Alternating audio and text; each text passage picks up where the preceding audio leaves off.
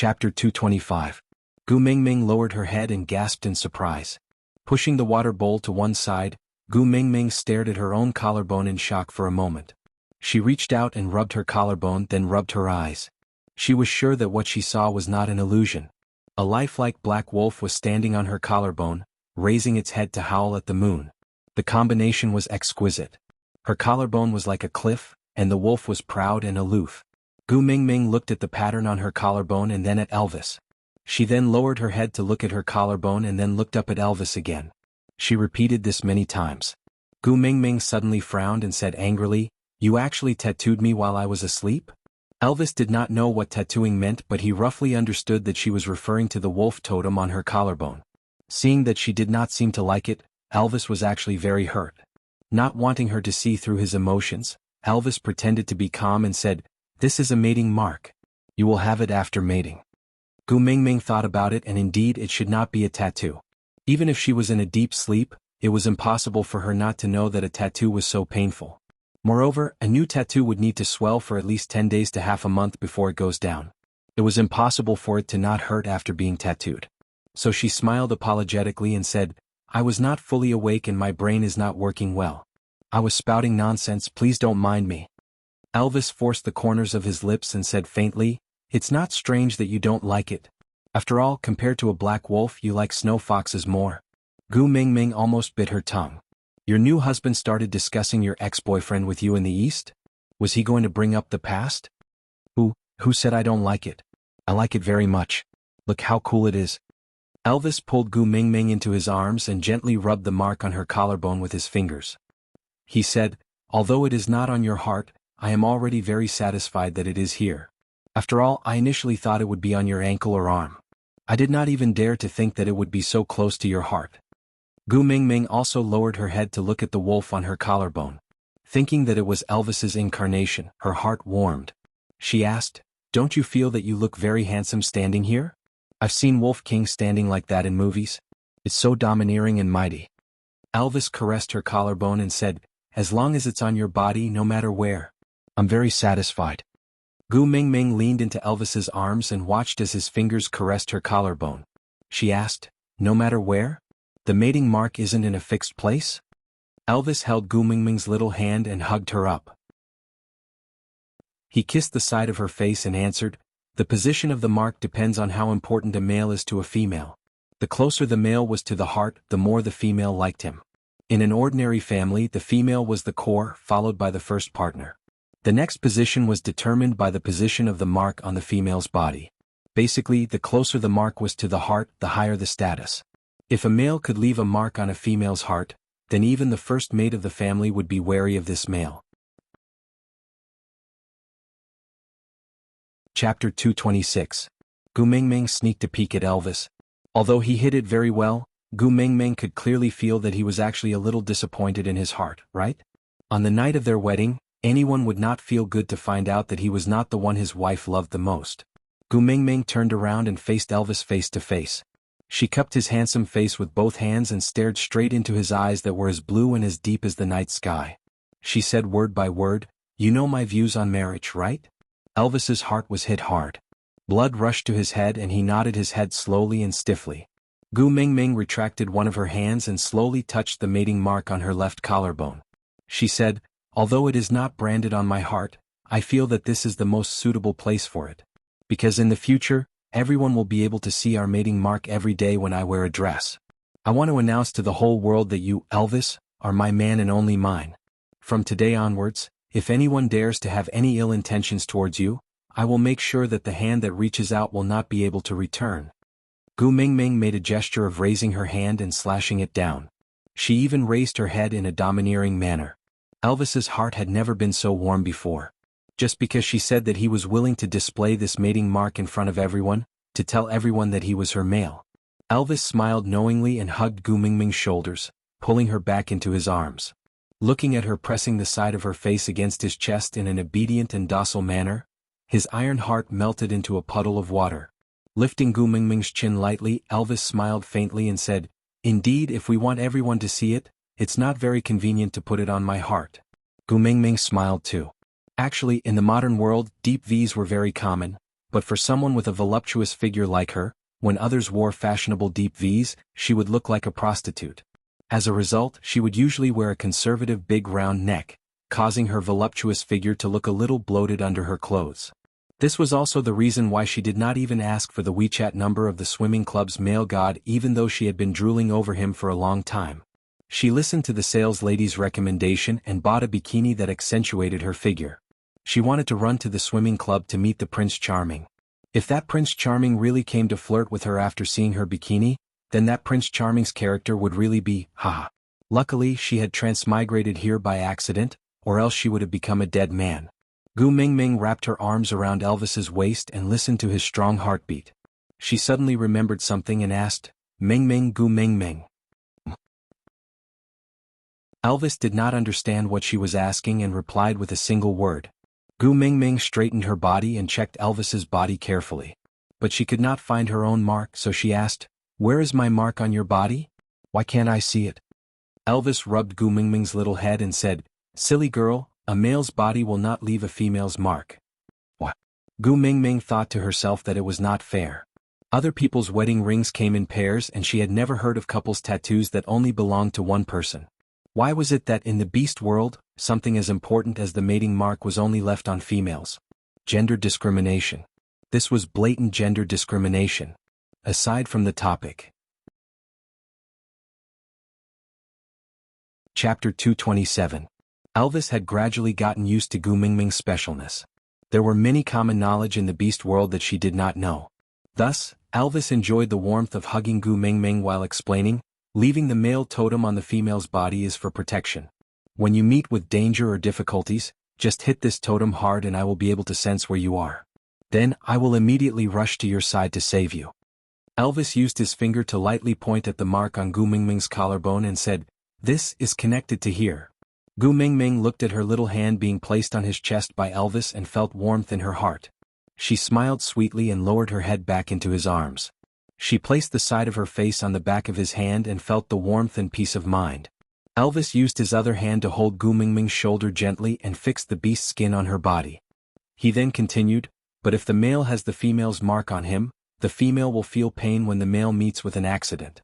If possible, the male would rather die quietly. It would be best if there are other partners who can coax the female so well that she does not even realize that she has lost one partner.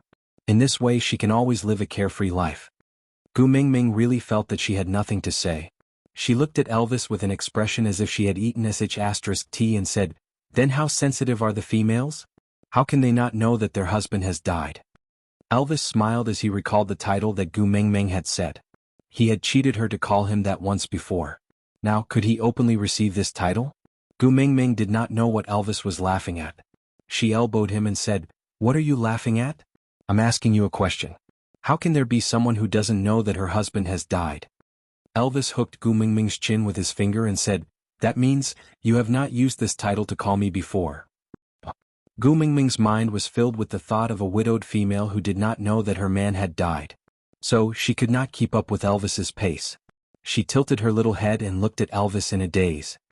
My mark has already been imprinted on your body, you should at least give me the title you are supposed to give me, right? Elvis gently caressed her collarbone, his eyes filled with anticipation. Gu Mingming thought for a moment before understanding what Elvis was saying. She cleared her throat and looked at the stone pot that was boiling water at the side. She whimpered out two indistinct words, hubby. Elvis pinched Gu Mingming's little chin and forced her to look into his eyes. The shyer she was, the more eager he was. A pair of blue eyes seemed to contain the profoundness of the entire universe. He looked at Gu Mingming's clear eyes and said, I can't hear you clearly, what did you say? Hubby. Gu Mingming's voice became even softer. Unable to avoid Elvis's eyes, Gu Mingming could not get used to their status as newlyweds and felt even more embarrassed. Her throat was stuck together and she could not shout clearly no matter how hard she tried. But Elvis refused to let her off just like that. He gently shook her little chin and said word by word, Can't hear clearly. Gu Mingming clenched her teeth and swallowed her saliva. She closed her eyes and shouted, Hubby, hubby, hubby. Chapter 228. Gu Mingming thought for a while. Including Bailey who had just made it 2 days ago, there should be a total of 7, so she answered Elvis honestly. Elvis asked again, Then do you know how many partners Maya has? Gu Mingming thought for a while and smiled awkwardly. Then she shook her head honestly and said, I am really not that close to Maya. She used to be with Nina. Although she did not bully Sandy directly, she did watch from the side for a long time. Sometimes, silence is scarier than violence. She is also a half-orc and I can understand that she does not have the ability to protect Sandy. But I can't accept her staying quietly by Nina's side. It's just that I don't want to offend anyone and cause the 4 females in the tribe to be at odds with each other. By then the entire Saint Nazir will not have peace. So, although I don't want to form a grudge with her, I'm not too close to her either. Elvis brought Gu Mingming's little hand to his lips and kissed it. He said, don't make things difficult for yourself. You don't have to socialize with people you don't like. If anyone has any dissatisfaction, tell them to look for me. Gu Mingming fiddled with Elvis's fingers and said sweetly in her heart, but I am the wife of the tribe leader now. I have to look at the big picture, right? Elvis smiled and looked at Gu Mingming with a pair of affectionate eyes. He said, you just take care of yourself. I will look after the big picture. Gu Mingming smiled and twisted her body. Then she suddenly raised her head and pecked Elvis's face. She said, you have a sweet mouth. Let me reward you. Elvis licked his lips and thought to himself, maybe he should go and eat more yellow gravy? Wouldn't he get more rewards this way? Gu Mingming was a little shy. She exclaimed and asked, then how many partners does Maya have? Elvis answered, 15. Gu Mingming's mouth turned into an O, so wide that an egg could fit in it. She repeated in confusion, how many? 15? Elvis nodded and gently lifted her little chin to close her mouth. He then continued to ask, then guess again, how many partners does Nina have? Gu Mingming thought for a while. There was only Quentin whom she could call by name, plus Leah who should have mated by now. There were 2 of them. There were 7 that were injured by Leah at Sandy's doorstep previously. Adding the one she rode on every time she went out, there should be 10 of them. Every time, there would be some males that Gu Mingming could not remember the faces of, so there should be 17 to 18 of them. Gu Mingming thought for a while, then stretched out 2 fingers and said, 20? Elvis shook his head. Gu Mingming stretched out another finger. 30? Elvis still shook his head. Gu Mingming clenched her teeth and stretched out another finger. 40? Elvis raised his eyebrows and answered, 43. What the heck? Gu Mingming was truly shocked for once. There were 43 of them. If he took one a day, he wouldn't be able to finish his turn in a month. Elvis pushed Gu Mingming's little chin again and said, other than Quentin and a few partners who were stronger than her, I'm afraid she herself doesn't even remember the names of those males who had pledged their loyalty to her. In her eyes, those males are the hunters who provide food during the rainy season, the continuous supply of water during the dry season, and the stored food during the winter. Gu Mingming sighed in her heart and felt that it was not worth it for Nina's partners. Gu Mingming's heart twitched as she thought of Leah. Aside from the topic, the first day of 2018 I've decided to treat my babies better. It's midnight today to celebrate the new year. Chapter 229. The moment Gu Mingming thought of Leah, she forced herself to divert her attention. Now that she had already mated with Elvis, no matter what the rules were in the beast world, at least she herself could not accept the so-called polygamy system. Mental infidelity was also considered infidelity. Even if others did not know, Gu Mingming knew that she could not get past herself. So she took a deep breath and changed the topic. But I don't see any partner marks on Nina's body. That's because she's a female that was banished from the tribe. Elvis snorted in disdain, then continued, Nina was originally the only complete female in her previous tribe, but a half-orc female accidentally gave birth to a complete female cub. That cub quickly displayed her kindness and beauty, attracting the attention of the new generation of males in the tribe. Nina felt that her position was threatened, so she asked Quentin to kill that pair of mother and daughter. Gu Mingming was so angry that she could not find another word to express her anger. Damn it, was Nina's brain filled with maggots? She already had 43 partners and she still killed a child because of jealousy? Elvis nodded his head, indicating that it was true. Then he continued, Quentin was originally very strong, and with the advantage of being able to fly, sneak attacks were his trump card. Taking advantage of the fact that the males of the family were unprepared, he grabbed the mother and daughter, flew into the sky, and then dropped them to their deaths. When the female died, the males would die from the backlash of the mating contract. So that entire family died just like that. Gu Mingming said in disbelief, I always knew that Nina had a twisted personality, but I didn't expect her to be so twisted. Just because her child was beautiful, she had to kill her entire family? Pervert. Elvis caressed Gu Mingming's little face gently, so although she was a precious complete female, her original tribe did not dare to keep her anymore. In the beast world, no matter what mistakes a female committed, they cannot be killed. So Nina herself did not have to pay any price. But Quentin, as the executor, naturally had to go to the platform of the deity's punishment, and Nina's other partners would be executed as accomplices. Gu Mingming truly felt wronged for Nina's partners. Why would they rather be single for 10,000 years than marry such a scourge? Elvis continued, I'm not sure how many partners Nina had at that time, nor did I ask.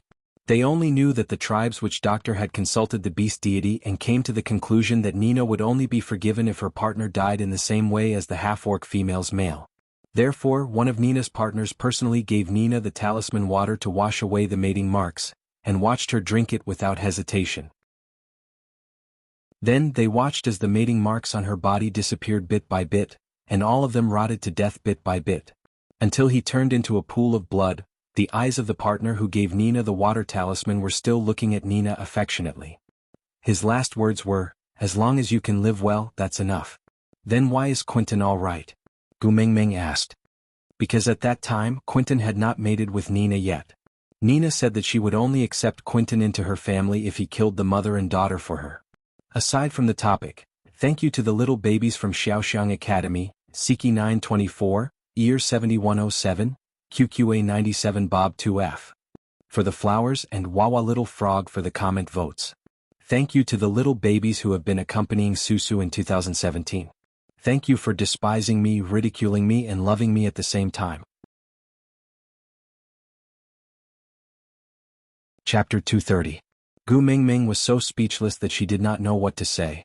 No wonder Quentin was Nina's first partner. Nina's previous partners had all died because of her. Then how did this scourge come to Saint Nazir? Gu Mingming asked in disdain. Quentin, who came down from the platform of the deity's punishment, mated with Nina as he wished. Then he brought the banished Nina away from their original tribe. There was a half-orc female in that tribe who was very good friends with the half-orc female who had died. In order to avenge her dead friend, she ordered all her males to block Nina and Quentin outside the tribe. Quentin's wings were injured in the battle and he could no longer fly. Then he came to Saint Nazir. At that time, Saint Nazir only had two half-orc females, Sandy and Maya. Although Nina was notorious, she was still a precious complete female. In addition to Quentin's outstanding abilities, Leah suggested that I take them in. Gu Mingming laid quietly on Elvis's knees and listened to his story. She did not interrupt and just listened quietly. Elvis trusted Lee's judgment very much, so he took Nina in without any hesitation. The truth also proved that Lee's decision solved almost half of Saint Nazir's mating problems. Elvis tidied Gu Mingming's hair and continued, because of that special water, Nina could no longer brand the mark of a male on her body after mating. This was the punishment from the beast deity, she could no longer receive the protection of the beast deity. As for Quentin, although Leah healed his wings and allowed him to fly temporarily, it was impossible for him to lift heavy objects into the sky again. So, when he went to assassinate you, he did not throw you down from the sky. You escaped because of that, but you still stood up for Quentin like a fool. Gu Mingming thought about it and felt that her actions were indeed stupid. She laughed at herself and did not reply. Elvis tapped Gu Mingming's little nose and continued, do you think that a female like Nina would realize if one or a few of her partners were missing? Gu Mingming thought about it and felt a little regretful but still shook her head. Elvis smiled and said sadly, indeed she would not realize at all. And Nina's situation is a common situation in the beast world. Sandy is a special case, she only mates with males she likes so she has very few partners. And this is also one of the reasons why Nina does not like her and always bullies her. Gu Mingming then understood that Elvis was actually answering her earlier question after beating around the bush. If all the females in the beast world were like Nina, then it would be so pitiful for the males. Gu Mingming took the initiative to jump into Elvis's arms and hugged him tightly, saying, you're my husband, the only husband in this world. Gu Mingming, Gu Mingming Shin Longer, Gu Mingming and Gu Air. Gu Long said, not. Esku God, Shi Li Wang, Longs you for Chu Mo. Chu Li Esh Chu. Chapter 231. Gu Mingming opened her mouth and bit Elvis's shoulder harshly. It was not too painful, but Elvis still kept his mouth shut and did not finish his sentence. Gu Mingming bit so hard that her cheeks hurt, but she only left a shallow bite mark on Elvis's shoulder. She rubbed her sore cheeks in frustration, then glared at Elvis angrily and said, "If you dare to die outside, I will knock my head against the wall and die in this cave. I will haunt you even as a ghost, twist your ear and ask you, where did you get the guts to abandon me?" It was the first time in Elvis's life that he was attacked, but he did not crush the other party to death. What was even more amazing was that he could not feel any anger at all. Instead, a sweet feeling filled his heart. He hugged Gu Mingming in his arms and said gently, "I am very strong. For you, I will become even stronger." Gu Mingming then smiled and kissed the place where she bit him just now. She said, "That's a good boy. Today is after all our big day of mating. It's so inauspicious to die. I want you to live with me for a long time." Elvis said and touched Gu Mingming's little head lovingly, saying, "Xiaoming, you have to promise me one thing." Gu Mingming tilted her head and looked at Elvis. Elvis paused for a moment and continued, "If one day I really meet with some danger that I can't come back from, don't knock yourself to death. You have to protect yourself well and replace me to live for a long time, do you understand?" Gu Mingming was angry and turned away, ignoring Elvis. Elvis hugged her from behind and his voice was still gentle. With a hint of pleading, he said, "Only you can make me be willing to risk my life in a battle. You live well, that is my biggest wish. Promise me at least, let me die in peace." Gu Mingming got angrier the more she heard. She turned around and pulled Elvis's ear, asking, "What? We just mated and you're already planning to make me a widow? I told you not to say it, but you still insisted.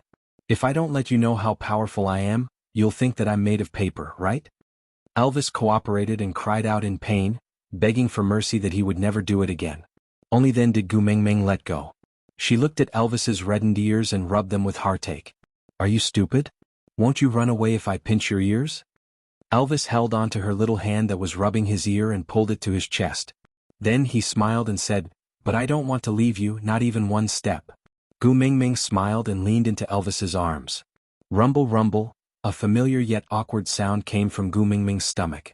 Gu Mingming clutched her stomach and looked up at Elvis with an eager smile. "You must be hungry, I'll go cook."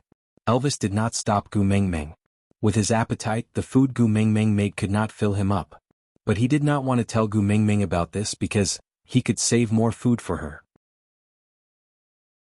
Gu Mingming ran into the depths of the cave happily. Elvis had carried her here a few times, so she probably knew where everything was placed. Roasted sweet potatoes, sweet and delicious roasted sweet potatoes. Gu Mingming squatted at one side and picked 2 moderately sized sweet potatoes from the pile of sweet potatoes that were as high as a small mountain. She was prepared to put them into the fire pit to roast later. Fire? Gu Mingming suddenly thought of something. This was the depths of the cave and the light from the fire at the entrance could not possibly shine in. Then Gu Mingming lowered her head to look at the 2 sweet potatoes in her hands. She could even clearly see the cracks on the skin of the sweet potatoes. Golden finger? Aside from the topic, Gu Mingming's first golden finger, night vision was activated because of her mating. To celebrate, she made a small scene. Elvis hugged Gu Mingming and sat in front of the cave looking up at the sky. Gu Mingming pulled Elvis's hand and said, "Hubby, count the stars with me." Elvis nodded and looked at the dazzling stars in the sky. He counted slowly, 1, 3. Gu Mingming looked at Elvis's hard work and suddenly laughed. "Forget it, you're too stupid and not suitable to count the stars. How about this, I'll count the stars and you count the moon."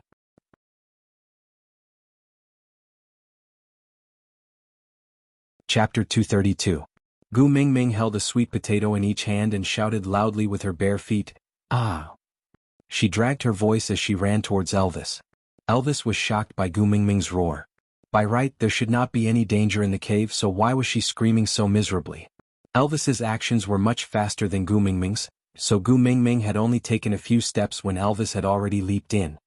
He met her face to face and without saying a word, he pulled her into his arms and looked around warily.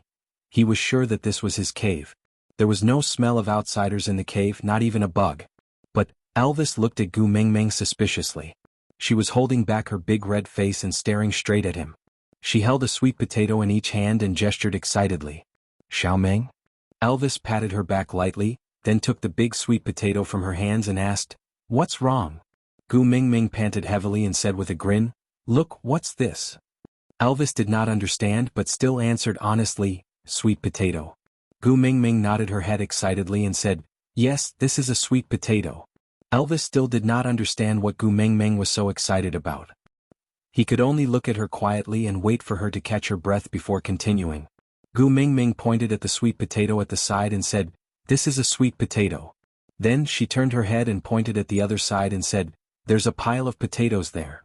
Then she pointed at the other entrance of the cave and said, "That cave has our preserved meat," and Elvis suddenly understood. He hooked Gu Mingming's little chin lightly and turned her little face towards him. Then he asked softly, "Can you see me now?" Gu Mingming nodded her head excitedly and threw away the other sweet potato in her hands. Then she used her finger to trace Elvis's outline and said softly, "This is Elvis's eyebrows, this is Elvis's nose, these are Elvis's eyes, and here." Gu Mingming held Elvis's face with both hands and offered her own lips. She kissed him lightly and then continued, "This is Elvis's mouth." Elvis smiled as he held the back of Gu Mingming's head and kissed her lips back.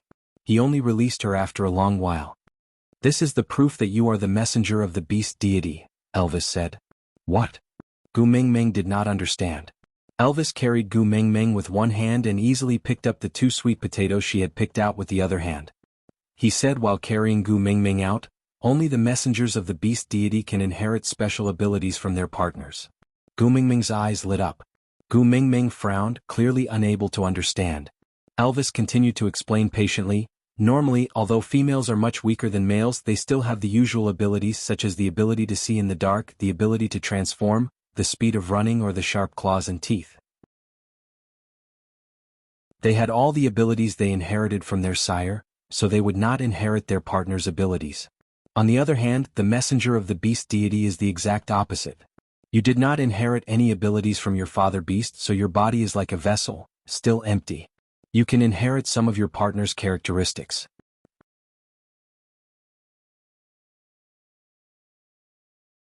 Chapter 233. Elvis did not know who a husky was, but he heard Gu Mingming call him that a few times, so he thought that maybe in Gu Mingming's original world, a wolf's nickname was a husky. So he nodded his head seriously and said, "I only heard Leah mention a little about the beast deity's messenger being able to inherit the partner's abilities. After all, it was 1,000 years ago and we don't know to what extent we can inherit it. But you can try and see if you can become a husky." Gu Mingming's lips twitched as she laughed dryly, then she shook her head and said, "It's better not to try, I don't want to become a dog." Elvis pinched Gu Mingming's little chin and corrected her, "It's a wolf." Gu Mingming twitched her lips and replied, "I don't want to become a wolf either. What if I can't change back after I transform?" Don't. Elvis did not force her, it was already a good thing for him that she had inherited his vision. At least he did not have to worry about her accidentally bumping into anything when she walked in the cave in the future. That was enough. As for speed, strength and even attacking ability, it was enough for him to have it. It was Gu Mingming's first time trying to move around freely in the dark. The joy and excitement in her heart made her unsatisfied with being carried in Elvis's arms. She struggled to get off the ground and Elvis did not stop her. He just found 2 thicker pieces of beast skin to wrap her little feet up and let her run around in the cave. He just followed behind her and smiled at how she found everything she saw to be novel. He smiled faintly. She had to admit that Elvis's cave was really huge. Gu Mingming had never been so deep in the past, or rather she had been here before, but she had no impression of it at all. Because once she left the space near the entrance of the cave, she would be blind with her eyes open. Elvis would carry her wherever he went and she would not know where she was at all. But it was different now, everything was so clear to her. This feeling was too realistic and Gu Mingming was so happy that she was about to fly. Humph humph humph, Gu Mingming hummed a tuneless little tune and entered the self-exhilarating mode of exploration. Every time they entered a deeper cave, Gu Mingming would feel a wave of nervousness and excitement. Elvis carried Gu Mingming up gently and asked with a smile, "Aren't you hungry? Do you want to go eat something first and come back later to continue watching?" Gu Mingming was having fun, how could she retreat now? She shook her head and took out 2 pieces of dried fish from her pocket. She placed one in her mouth and chewed it for a while before sending the other piece to Elvis's lips. "I took this from that house just now. This is for you." Elvis did not take the dried fish from Gu Mingming, but instead, he took another bite of the piece that Gu Mingming had bitten off, following the bite marks left by Gu Mingming's teeth. He imitated Gu Mingming's way of chewing before nodding his head in a serious manner. Yeah, it's really delicious. Gu Mingming bashfully punched Elvis's chest, then scolded, annoying, before running deeper into the cave. For the next half a month, Gu Mingming was in an extremely excited state. She could suddenly see everything in the dark, which made her feel extremely curious. Elvis's acupuncture point was also big enough. She struggled to stay in different rooms every day, and Elvis had to help her carry the small bed that was made from 2 big pieces of solid wood. Although this kind of carrying was meaningless, Elvis felt that nothing was more blissful than accompanying her to do these meaningless things that could make her happy when he saw Gu Mingming's smiling face.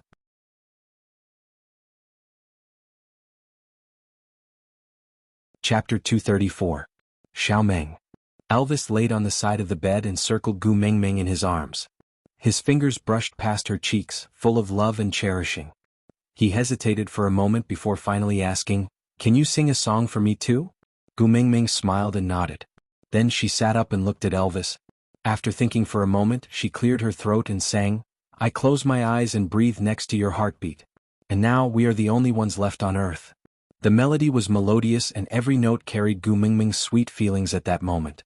Her fingers gently tangled with Elvis's ink-like long hair, twisting it in her hands before releasing it slowly.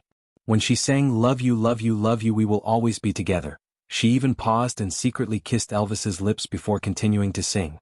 She would not ask Elvis why he suddenly wanted to listen to her sing, because she did not ignore the word "also" that Elvis said. After coming to the beast world, Elvis was the third person who could make her open her mouth to sing. The first was Sandy. Guojing's Dowry had already become her exclusive song. The second was Leah. She did not expect him to sing the song, "A Little Luck," back then to suit the situation. Elvis naturally would not use the word "also" on Sandy. He was definitely referring to Leah. When Gu Mingming finished singing this song, Elvis seemed to have heaved a sigh of relief. How afraid was he that Gu Mingming would reject him and not sing a song for him? How afraid was he that Gu Mingming would sing a sad song again? But luckily, Elvis hugged Gu Mingming back into his arms and asked, "What's the name of this song?" Gu Mingming replied, "This song is called Love You. The original singer is Chen Fengyu. When I first heard it, the variety shows in Taiwan could still be watched in the Celestial Empire. She went on the variety show to do publicity. She had a small stature, but her explosive power was shocking. She was definitely in the opening song series. But when I listened to the official version, it was not as infectious as the live version. But it was still very nice to listen to." Elvis still did not understand a large part of Gu Mingming's words. But even so, Elvis still felt very happy to see her talking about her past with such vigor. The past that he didn't have the chance to participate in, even if it was just a little, made him feel a little closer to her. Crack crack. An inharmonious voice sounded. Gu Mingming did not notice it, but Elvis's entire body tensed up. He pulled over a beast's skin and wrapped her up. Then he looked at the direction of the cave with his guard up while saying, "Hide in the cave where we store our salted fish. Unless I come to fetch you, don't come out no matter what you hear or see." Gu Mingming did not know what was going on and was confused by Elvis's nervousness. She turned around and asked while being hugged by Elvis, What's wrong? What's going on? Why did you hide it?"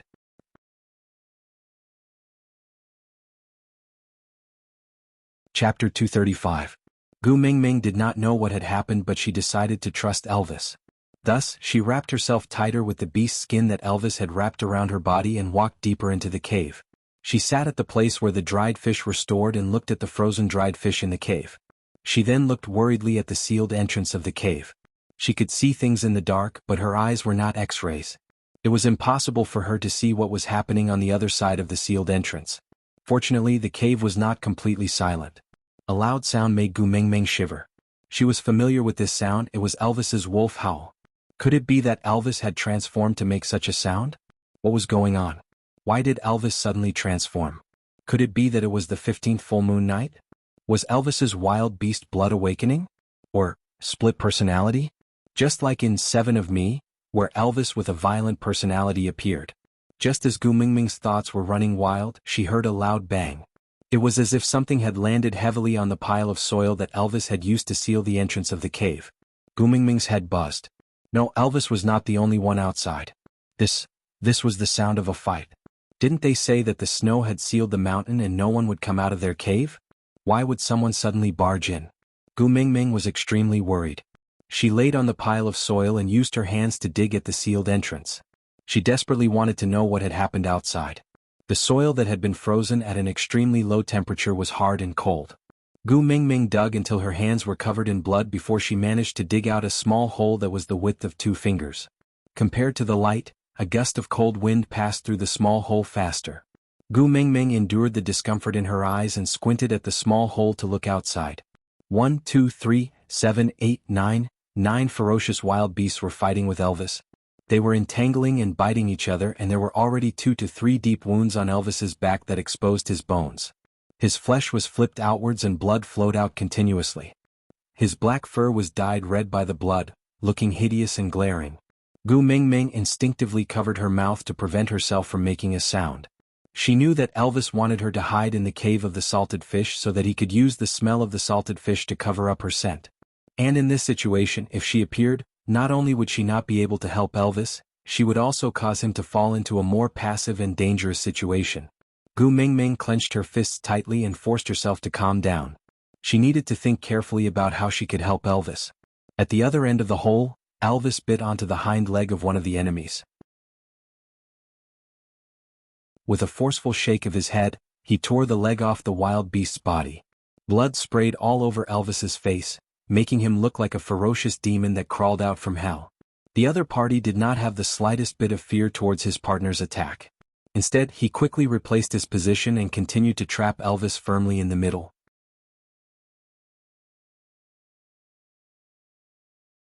Chapter 236. Gu Mingming felt a wave of disgust. She retched twice but nothing came out. She could only squat under the small hole and panted heavily, trying to calm herself down as quickly as possible. Originally, we didn't know that your cave was here. But just when we were almost frozen to death, we heard a magical and beautiful melody. Listen, it should be the voice of a female. That person said while revealing a greedy expression. His black and red tongue licked around his mouth, then he started chewing on the leg bone that no longer had any meat left. Gu Mingming was shocked. Could it be that her singing attracted the enemy?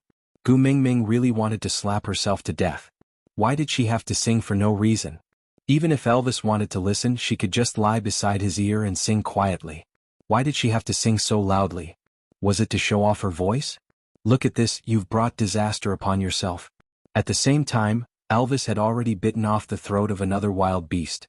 The head rolled to the man's feet and was kicked out of the cave mercilessly. The man nodded approvingly. Looks like we've met a tough opponent. Elvis transformed into a human, only maintaining his fangs and right hand in beast form. He had never fought like this before. This inspiration came from Li's foxtail that he revealed when he was coaxing Gu Mingming. Elvis spat out the dirty blood in his mouth and said, "If you guys only want food, I can give you some meat. Together with these 2 idiots, it should be enough for you guys to last till the next tribe." That man was also very curious about Elvis's battle form. He sized him up for a long time before saying, "You're actually a half-orc? Ha, looking at your moves just now, I thought you were at least a 2nd-level beast in human form. I didn't expect you to be a half-orc, ha ha, good. That man suddenly laughed out loud and stood up. With a lewd expression he said, "Why don't you hand over your female and let her break off the partnership with you, then join us? Don't worry, I'm very fair as a leader. I'll return your female to you after I'm sick of playing with her. Other than the fact that you guys aren't bound by the partnership contract, everything else will be the same as now. How about it? Not bad, right?" Elvis stared coldly at the person who spoke. He was expressionless, the kind that did not have a single trace of emotion. He took a step forward and the remaining 7 wild beasts blocked him. Both parties were in a deadlock and the tense atmosphere was like the calm before the storm. Even Gu Mingming could clearly feel the dangerous aura emanating from Elvis. After transforming into human form, the 2 wounds on his back looked even more ferocious, forming a sharp contrast with his jade-white skin. Like a blooming poppy, it did not make him look weak at all, but instead made him look even more wild. The blood dripping down from his waist seemed to be announcing how dangerous its owner was. "If I kill him, you'll have another portion of food." Elvis stared straight at the man who claimed to be the leader and did not transform to participate in the battle. However, his words were clearly meant for the thugs surrounding him to hear.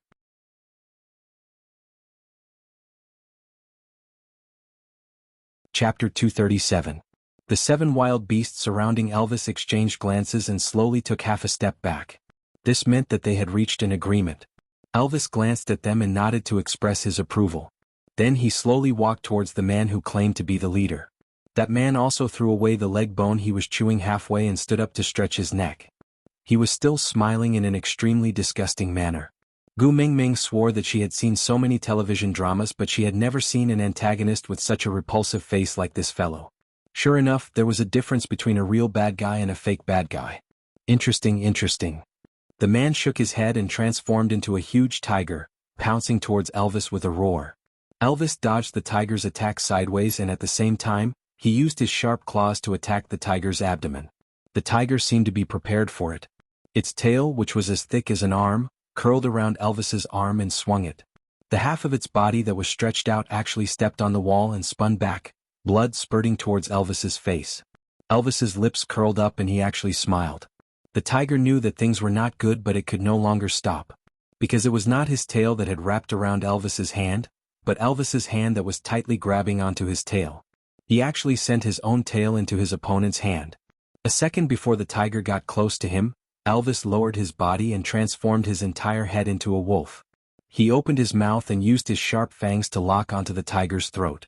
All his actions were fast, accurate and ruthless, without a single bit of sloppiness. Crack crack. 2 consecutive sounds of bones breaking could be heard, and the tiger's head drooped down in a weird position, hanging by Elvis's mouth. The murderous aura in Elvis's blue eyes had yet to fade away when he suddenly realized that there was a small hole in the entrance of the cave that he should have blocked. The eye that peeked out from behind the small hole, he recognized it. His heart froze and Elvis loosened his mouth. That tiger fell limply onto the ground. The 7 wild beasts that were his accomplices just a moment ago pounced forward and started to divide the tiger's corpse. Elvis straightened his back and said coldly, "Saint Nazir does not welcome stray beasts. Take your food and leave. Otherwise you will become my reserve food for this winter." The 7 beasts looked at each other. The reason why this tiger was the boss was because the 7 of them couldn't beat him. However, the black wolf in front of them had easily killed him. In other words, they were absolutely no match for him. The front paws of the 7 beasts were prostrating in a submissive posture. Elvis raised his hand and flicked his fingers twice, indicating that they could scram. Only then did the 7 wild beasts hurriedly drag the corpses of their comrades, that had become food, out of Elvis's cave.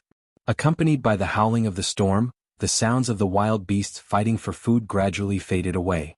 Elvis and Gu Mingming stared at each other with that piece of soil between them. It was as if time had stopped working here and they were in a state of being paused. "Elvis, you're hurt." Gu Mingming regained her senses first. She dug at the soil in front of her with all her might while saying, "Don't move, I'm coming over now. I'll dig through this place very quickly, don't move recklessly."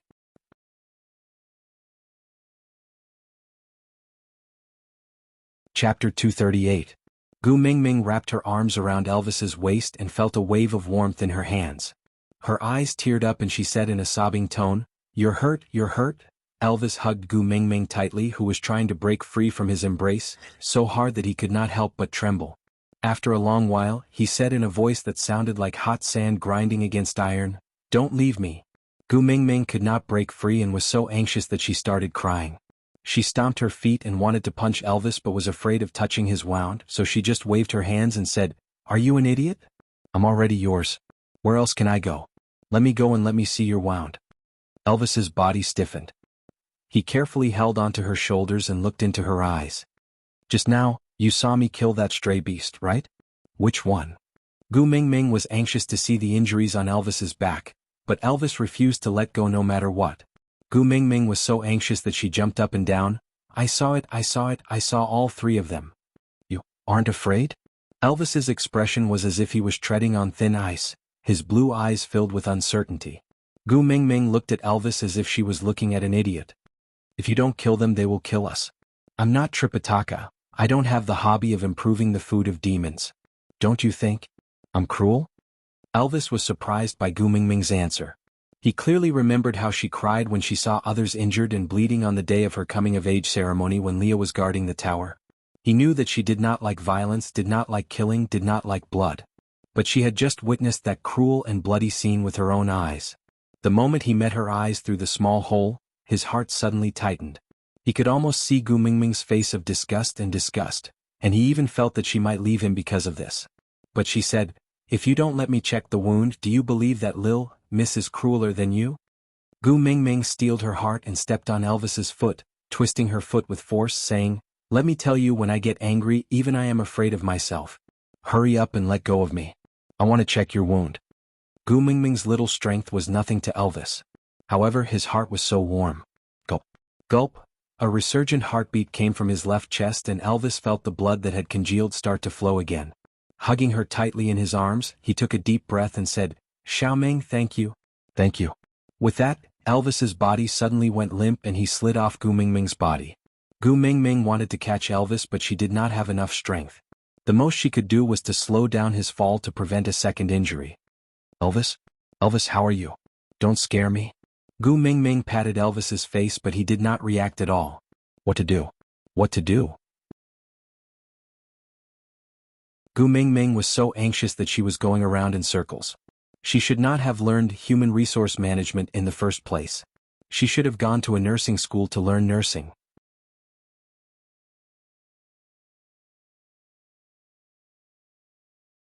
Chapter 239. Gu Mingming nodded her head fiercely and said with a sobbing tone, "Leah, hurry and save Elvis." Leah maintained his faint smile and stood at the cave entrance without moving. After a moment of silence, he opened his mouth and said, "After all, we are love rivals. If he dies, it would be a good thing for me." "Leah." Gu Mingming shouted his name with a hoarse voice. Leah was taken aback and he almost could not maintain the smile on his face. This was the first time Gu Mingming looked at him with such eyes and called his name with such a tone, for another male. Leah used 2 breaths' time to barely calm himself down before continuing, "So, if you want me to save him, you have to promise me 3 things. Gu Mingming clenched her teeth and said, "All right, as long as you can save him, I can even promise you 300 things, not to mention 3. Leah nodded and took a step into the cave, saying, "The first condition is that I want to stay here this winter." Before Gu Mingming could speak, Leah continued, "Elvis needs to be taken care of. You can't possibly make me run around in this snowstorm, right?" Gu Mingming looked at the howling snowstorm outside the cave and nodded. "Elvis's cave is very big, it doesn't lack a place for you to sleep." Only then did Leah heave a sigh of relief. Then he took another step inwards and said, "The second condition is that when winter ends, the snow at the entrance of the cave will naturally melt. You have to sing A Little Happiness for me every day as repayment for treating Elvis."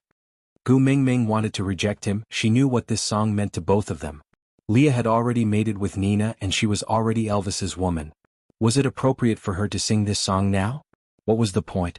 But looking at Lee's "if you don't promise me, I will leave now" attitude, Gu Mingming clenched her teeth and said, "All right, I will sing." Leah took the 3rd step forward and came to Elvis's side. He slowly squatted down to the same height as Elvis and looked straight into her eyes. "The last condition, I want you to call me Daddy Leah every time you talk to me." Elvis nodded his head and said, "I want you to call me Daddy Leah." Gu Mingming glared at Leah and said, "You haven't taken enough advantage of me? Don't push your luck. Food, lodging, and entertainment services are provided. Our consultation fee should be considered quite a lot, right?" "We." Lee's gaze darkened and there was a slight change in the curve of his lips. He could not help but clench his fists, but he did not dare to let Gu Mingming discover anything amiss. He tried his best to maintain the smile that she loved, using the calmness that she loved, to grind his heart into pieces and mark a cinnabar mole for her. He murmured softly, "Once upon a time, you and I were also we. What's the point of talking about this now? Just tell me, are you going to save him or not?" Gu Mingming screamed at the top of her lungs. "If you don't agree, I won't save you." Leah looked at Gu Mingming, not giving in at all. He wanted to know if she would agree to do something she was unwilling to do for Elvis. At that moment, Lee's emotions were also very complicated. He hoped that she would agree, but was also afraid that she would really agree. "All right, Daddy Leah, Grandpa Leah, Ancestor Leah, I beg you, save my hubby." Gu Mingming hugged Elvis, who was covered in blood, and looked at Leah with determination. In her eyes she could no longer find the infatuation, shyness, naivety and liking him. Aside from the topic, thank you to the QQ reading baby Xiao Wang for tipping 100 reading points. And thank you to the little baby from the Portrait Academy Constellation Love XST for giving this article a 5-star review. Then, Daily Group Expansion 492779273 originally, The group could only accommodate 500 people, but because I was lazy and did not want to open a second group, I increased the capacity to 2,000. So the problem now is the lack of management personnel.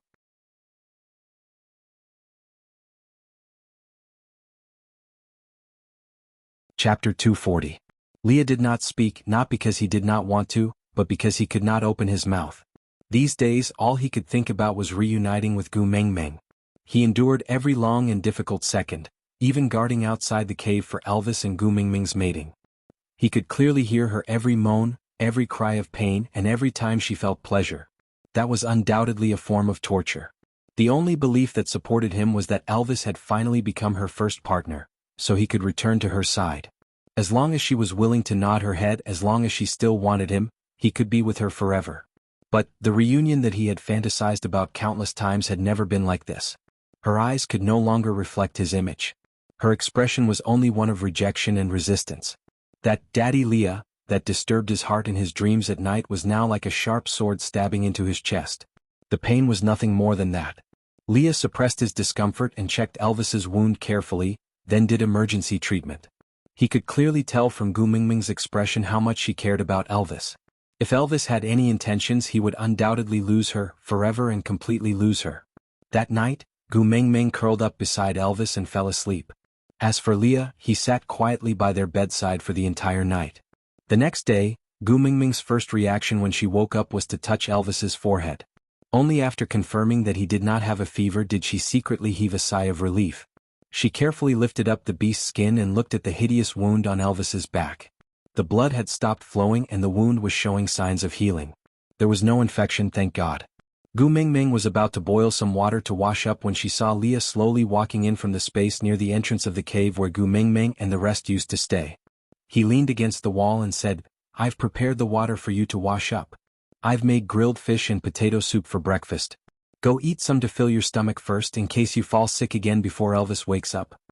When Gu Mengmeng saw Leah, she was taken aback. Perhaps it was because she was still in a daze, her mind was in a mess, as if she did not understand why Leah would appear here. Leah sighed and continued, "You know, to the tribe, females are far more precious than males. So once you fall sick, I will definitely prioritize taking care of you. In that case, Elvis's condition would definitely be more neglected. If you don't wish for Elvis's injuries to not be taken care of properly, you better try your best to take good care of yourself. Don't distract me." Gu Mengmeng patted her own face to keep her mind clear. Then she nodded to indicate that she understood. She took an extra piece of beast skin and wrapped it around herself. The beast skin Elvis had previously given her to wrap her feet had also been modified into a pair of suggested leather boots a few days before those stray beasts charged in. Although it wasn't as exquisite as the ones on Taba, the material was solid, and it was warm and comfortable.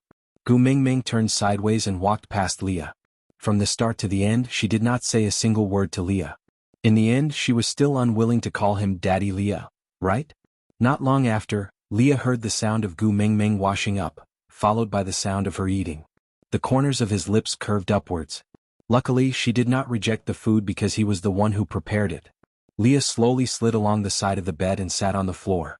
He bent one leg against the floor while the other was arched. Both his arms were casually placed on top of his own legs.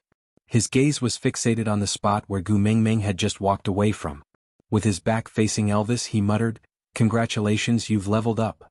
Aside from the topic, thank you to the little darling little Su Yenshi from QQ Reading for tipping 99 reading points.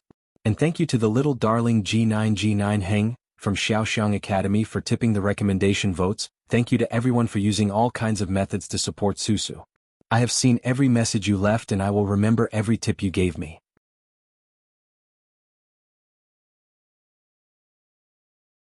Chapter 241. Elvis, who was lying on the bed, did not give her any response. Luckily, Leah did not seem to be anticipating Elvis's reply as he continued muttering to himself, "I saw those stray beasts that ran out. They fought each other because of the uneven distribution of food. In the end, all of them were severely injured and froze to death outside." Lee's voice was calm, as if he was listening attentively to the sound of Gu Mengmeng drinking her soup. His eyes were filled with gentleness, as if he could see the little person eating through the wall. "It's impossible for them to hurt you. So, you purposely got injured to create an opportunity for me, right?" As Leah said, he turned his head slightly to look at Elvis, who was lying on the bed. He smiled bitterly and said, "Thank you. And don't worry, there's nothing in this world that is worth me giving in to Gu Mingming. This time, I won't let her suffer any more." After Leah finished speaking, he slowly stood up and walked out. Gu Mingming had already finished eating and he was going to clear the dishes. Meanwhile, Elvis, who was lying on the bed, secretly turned his head to face the other side of the wall. Even though he could not see anything, he still did not want to see Gu Mingming being intimate with others. Gu Mingming. Leah walked out and saw Gu Mingming trying her best to pluck the snow off the entrance of the cave. The wound that she had painstakingly applied herbs on was about to bleed again. Leah grabbed Gu Mingming's wrist and frowned at her reddened fingertips, asking, "Are you trying to distract me so that I won't have time to take care of Elvis?" Gu Mingming pulled her hand back with all her might, not caring that her wrist was almost dislocated, forcing Leah to let go. Then she placed her hands behind her back and turned her face away, saying, "It's just a small injury, I don't have to deal with it and it will heal on its own. Just focus on taking care of Elvis, don't worry about me." With that, Gu Mingming was about to walk into the cave to melt the snow that she had painstakingly plucked into a pot before heating it up, so that she could wash the bowls after she finished eating. But before she could take a step, Leah grabbed her shoulders from behind. He did not hug her, just held her shoulders with both hands and prevented her from leaving. "What are you doing?" Gu Mingming twisted a few times and realized that she could not break free at all. Moreover, she would not be injured no matter how hard she struggled in this position, so she could not force Leah to retreat. Leah didn't reply and just held Gu Mingming in place until she gave up struggling. He then said, "If you just want to wash the dishes, you can leave it to me. It's natural for a male to take care of a female. You don't have to hurt yourself just to argue with me." Gu Mingming rolled her eyes and sneered. "It's an illness to think too highly of yourself. You have to be cured. If you hadn't quarreled with me, you could have left the cutlery here as before and waited for me to clear it." Gu Mingming took a deep breath and said slowly, "I don't have the habit of letting other males take care of me. Mingming. If there's nothing else, please let go. I still have to take care of Elvis after I'm done washing the dishes." Leah could not loosen his grip. The touch he yearned for day and night had finally come true. How could he dare to let go? He knew very well that as long as he loosened his fingers, she would slip away. If he wanted to touch her again, how difficult would it be? Out of topic.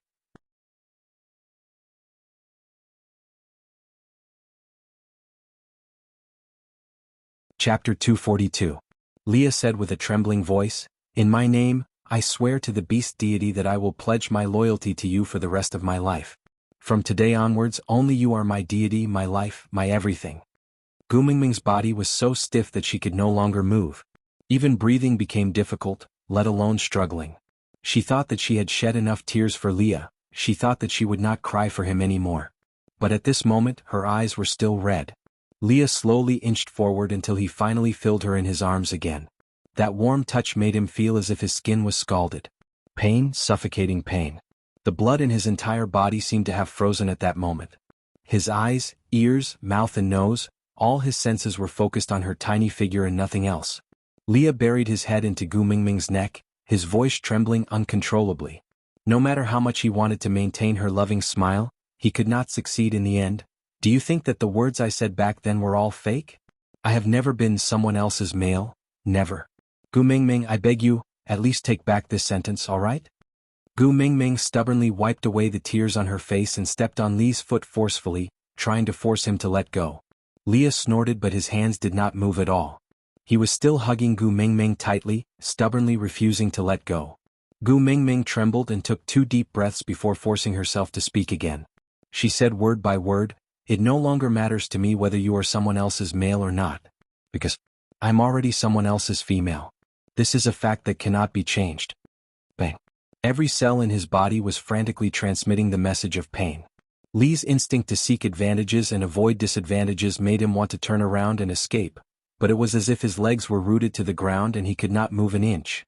He did not want to let go, he did not want to let go. Because he knew better than anyone how much regret, how much suffering and how much worse it would be to die after letting go. He would rather be in pain, he would rather be sliced to death by her words one by one than to let her go and then die with endless regret. "If I'm really just indifferent to you then, just accept me." Leah rubbed Gu Mingming's neck gently, using his face to feel her skin and her temperature. He was so eager to prove that the person in his arms was the real Gu Mingming, and not an illusion that he had imagined in the countless moments when she was not around. Elvis took good care of me and I lived a happy life. On account that we used to be in a relationship, please maintain the demeanor of an ex-boyfriend and don't disturb my life. Gu Mingming struggled again, but Leah seemed to have steeled his heart and refused to loosen his grip even a little. No, I don't want to be a gentleman. I want you. You can't afford it. Gu Mingming screamed at the top of her lungs, don't play the prodigal son game with me. Let me tell you, I Gu Mingming don't want things that have been touched by others. Leah shook his head and suddenly turned Gu Mingming's body to face her. His usually affectionate eyes were now filled with uneasiness and pleading, unable to ignore the mist in his eyes. His brows furrowed into a dead knot and the pain in his heart made it hard for him to breathe. But even so he still tried his best to smile. Other than you, I won't let anyone else touch me. This body, this soul, this heart, they all belong to you. Aside from the topic, I say, can you guys have some standpoint? When I was nice to Leah, you guys said that Elvis was too pitiful and asked him to quickly take over. Now that I've let Elvis take over, you guys are saying that Leah is too pitiful. Who exactly are you guys supporting? You can't have your cake and eat it too. Consider your standpoint and be more ruthless to the other. In this world, there is no sorrow greater than a dead heart and no fortune greater than forgetting each other.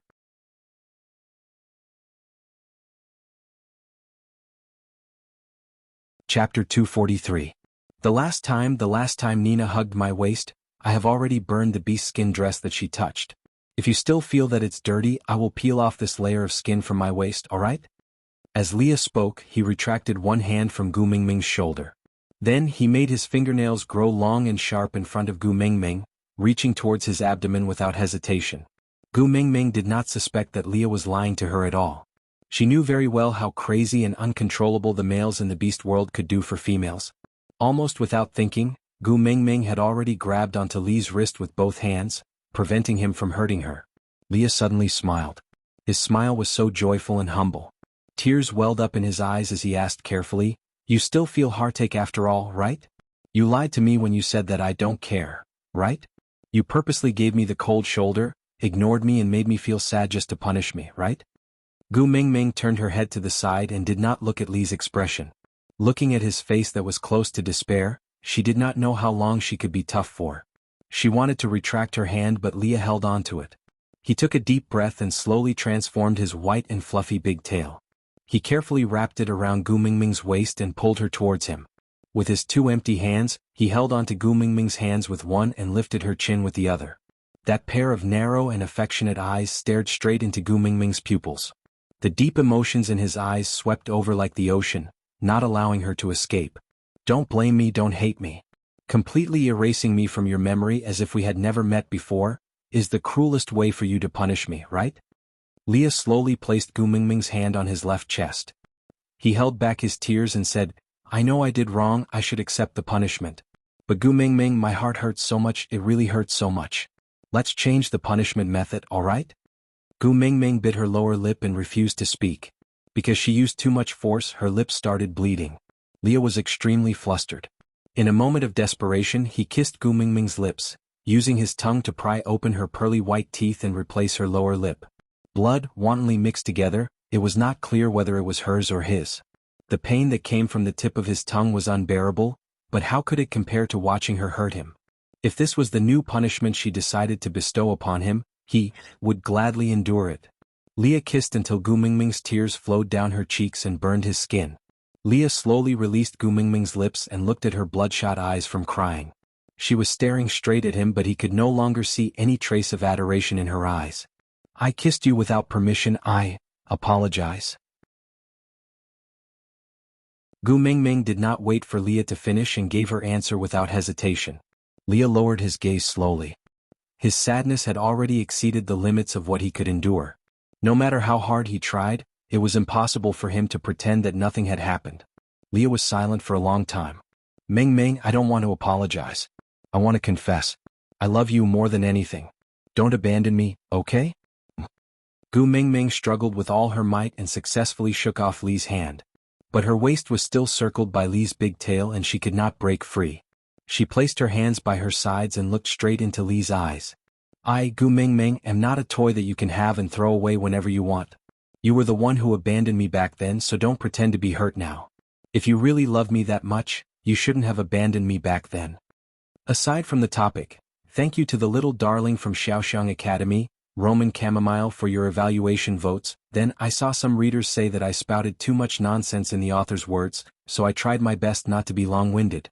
Let me add on, all the content in the author's words is free and will not be counted in the paid word count. So don't misunderstand, Susu did not use nonsense to count the word count. On the contrary, the mini-theater and the author's point of view content written by Susu in the author's words are all included as free content. If these independent mini-theaters were to be placed in the main text, it would be a little abrupt, so they are placed separately. I hope you guys will like it.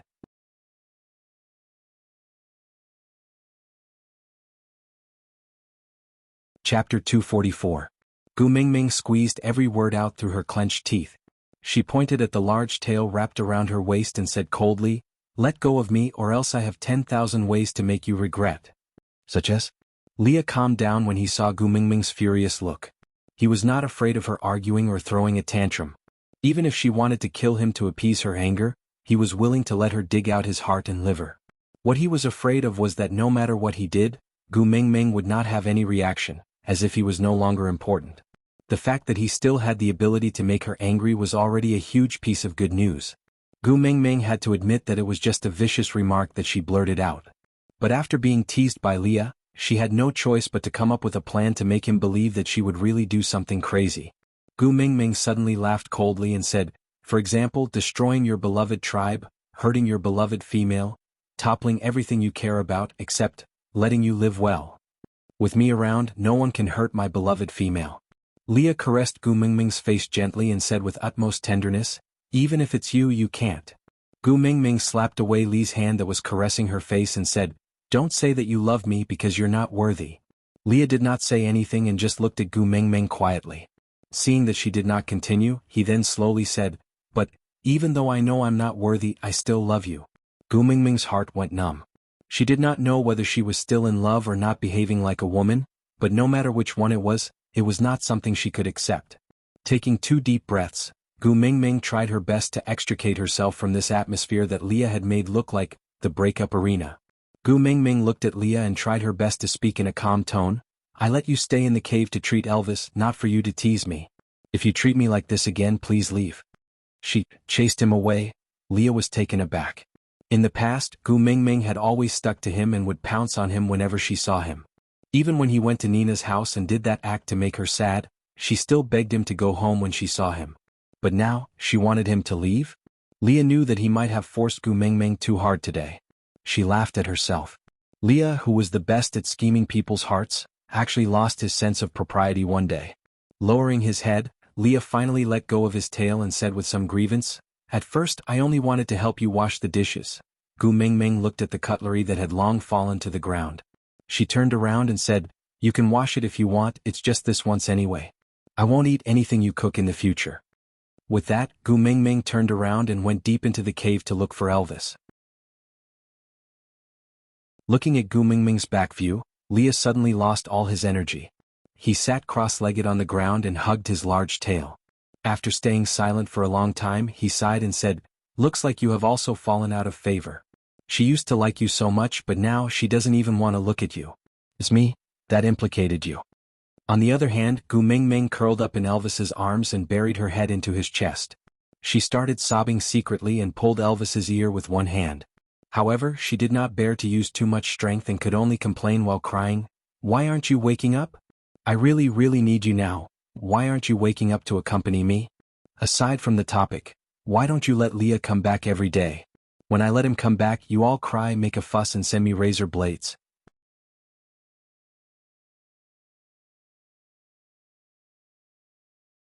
Chapter 245. Elvis furrowed his brows tightly and clenched his fists before slowly relaxing them. He just quietly accompanied Gu Mingming, waiting for her to cry and fall into a deep sleep beside him. How many more times was he going to watch her cry for Leah? Pretending to be silent was the best he could do. Did he still have to personally ask her to take Leah as her partner? In the past, he could bear with the heartache and say such words. But now, he was ultimately selfish. After tasting the one and only bestowed by Gu Mingming, who would be willing to break it? He was not afraid of the dangers of the beast world. For Gu Mingming he could shake the heavens and earth, become a deity or a demon. As long as he could protect her, he could do anything. But he was afraid of her tears. He could not bear to see her force herself to give up on Leah even though she clearly liked him. As long as she could be happy he could accept Leah. He definitely could. But why was Xiaomeng crying in his arms, seeking his warmth and support? Elvis slowly opened his eyes and used the beast's skin to cover Gu Mingming. Then he got off the ground and walked to the outermost room. Leah was still staring blankly at his own tail. Without saying a word, Elvis went up and punched Leah's face. Leah did not resist and flew out, crashing into the wall before sliding down. Wiping the corners of her mouth, she raised her head to look at Elvis, asking, "Are you angry because I wasted the opportunity you created, or because you're afraid that after I really reconcile with Mingming, I'll split your love?" Elvis took a step forward and strangled Lee's neck. He stared coldly into his eyes and said, "I am angry because you made her cry again." Leah was experiencing the feeling of suffocation, but he just smiled. He did not seem to be afraid of the lack of oxygen or even death. Elvis suddenly let go and turned to walk into the cave. Leah looked at Elvis's back view and asked in surprise, "You're not going to kill me? Or throw me out?" Elvis did not turn back and just said with his back facing Leah, "I won't do anything that will make Xiaomeng sad." After Elvis finished speaking, he did not stay any longer and directly returned to the inner room.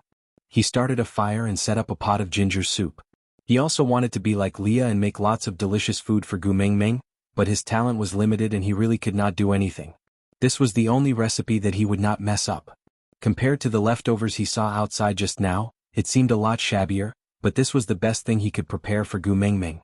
When Gu Mingming woke up, a long time had passed. The moment she opened her eyes, she realized that Elvis had already woken up. She jumped up in joy and flew into Elvis's arms like a butterfly, hugging him tightly and refusing to let go. Elvis patted Gu Mingming's back lightly and said, "Sorry for making you worry."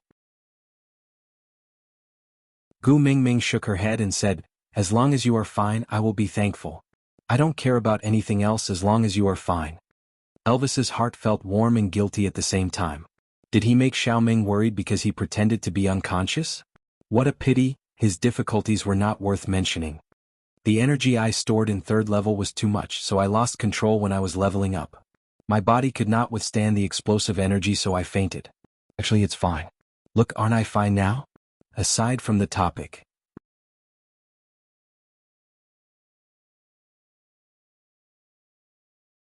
Chapter 246. She only heaved a sigh of relief after making sure that other than the wound on his back, there were no other abnormalities. She threw herself back into Elvis's arms and hugged his waist, saying, "You scared me to death that day. You were perfectly fine and suddenly collapsed. I thought I was going to become a widow after just getting married." Elvis shook his head and said, "You scared me to death that day." As Gu Mingming said, she punched Elvis in his arms and said, "Don't scare me like this next time, do you understand?" Elvis let her do whatever she wanted. He felt especially blissful even after being hit. He nodded his head cautiously and replied, "All right, I won't scare you in the future." Gu Mingming hugged Elvis and took 2 deep breaths.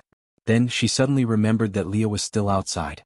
She cleared her throat awkwardly and said, I let Leah stay in our cave."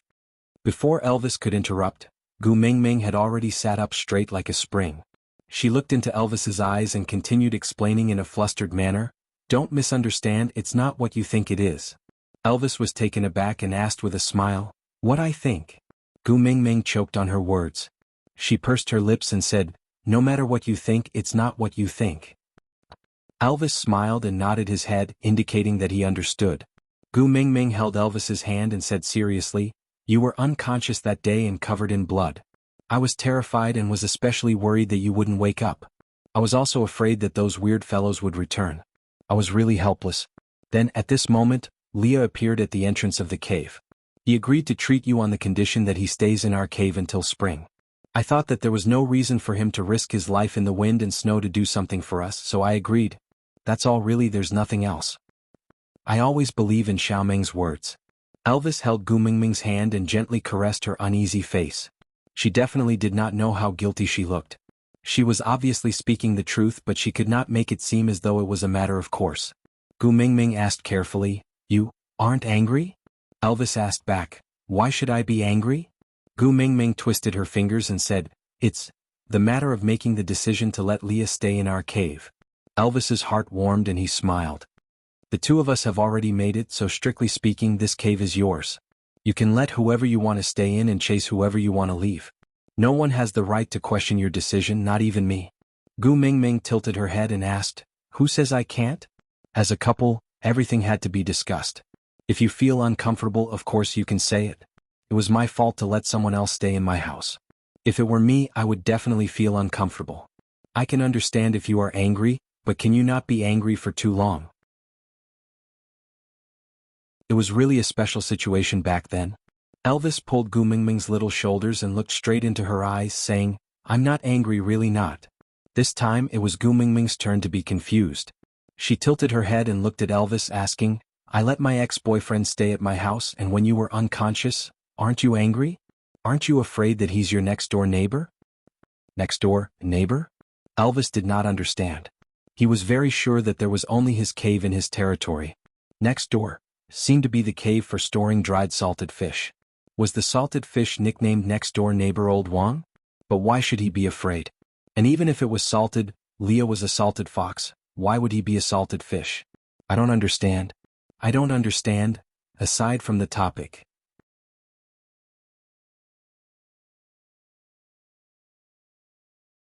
Chapter 247.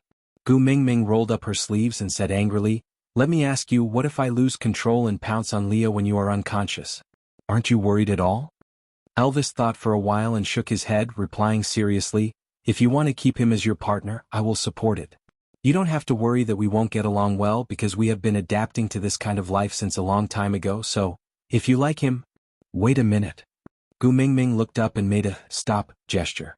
She frowned and looked at Elvis, asking, "What kind of this kind of life do you mean you have been adapting to since a long time ago?" Elvis could vaguely hear Lee's hurried footsteps rushing towards them. Their years of tacit understanding made him deeply understand that he seemed to have fallen into some serious danger. Elvis clearly knew that in a situation where the enemy was in the dark and he was in the light, it was not wise to act recklessly. So he slowly took a small step back, then another step back. His eyes were fixed on Gu Mingming the entire time, not daring to blink even once. Leah braked suddenly outside the entrance of the cave, then took 2 deep breaths to make himself look calm. He then walked in and pretended to be nonchalant, saying, "Mingming, there are still 2 things you haven't done on the condition you promised me."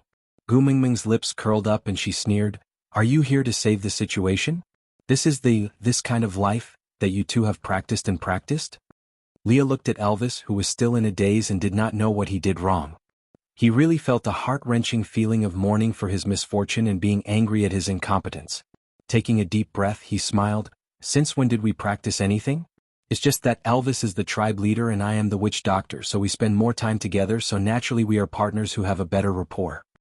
Gu Mingming stretched out a finger and gestured for him to keep quiet. Then she pointed at Elvis and hooked her fingers, saying, "Hubby, come here." Elvis instinctively felt that it was dangerous, but since Xiaoming was calling him, how could he not go over? So, Elvis braced himself and walked back to Gu Mingming's side. Gu Mingming stroked Elvis's face with a smile, then, she suddenly pulled his ear and said, "We're both 1,000-year-old foxes, why are you playing strange stories from a Chinese studio in front of me? Tell me honestly, what kind of life is this?" Leah grimaced when he saw Elvis's ears being pulled up. He instinctively covered his own ears. He could feel the pain even from 2 feet away. Elvis tilted his head and followed Gu Mingming's strength to tilt his face upwards. He gritted his teeth in pain and said, Xiaoming, don't be angry. I'll speak, all right, I'll speak." Only then did Gu Mingming let go. She dusted her hands before wrapping them in front of her chest. Hugging her shoulders, she straightened her neck and looked at Elvis. "Speak." Afraid that Gu Mingming would get angry again, Elvis covered his ears and said, "Leah said that according to the records, the chances of us getting the messenger of the beast deity is very high. In order to keep the messenger of the beast deity in the tribe and protect her well, the best way is for both of us to mate with the messenger of the beast deity. For this, we've lived together for many years to train our rapport and coordination so that we can take better care of you after mating." Gu Mingming raised her hand again and interrupted Elvis's words. She raised her eyebrows and looked at Elvis. She smiled a little creepily and said, "When you guys were practicing, you didn't know that I'm the messenger of the beast deity, right?" Aside from the topic, the recommendation would start today and it would last for 3 days. In these 3 days there would be 6 chapters a day. After the recommendation ends, it would almost be on the shelves. So, little babies who are good at reading should hurry up and not save too many chapters.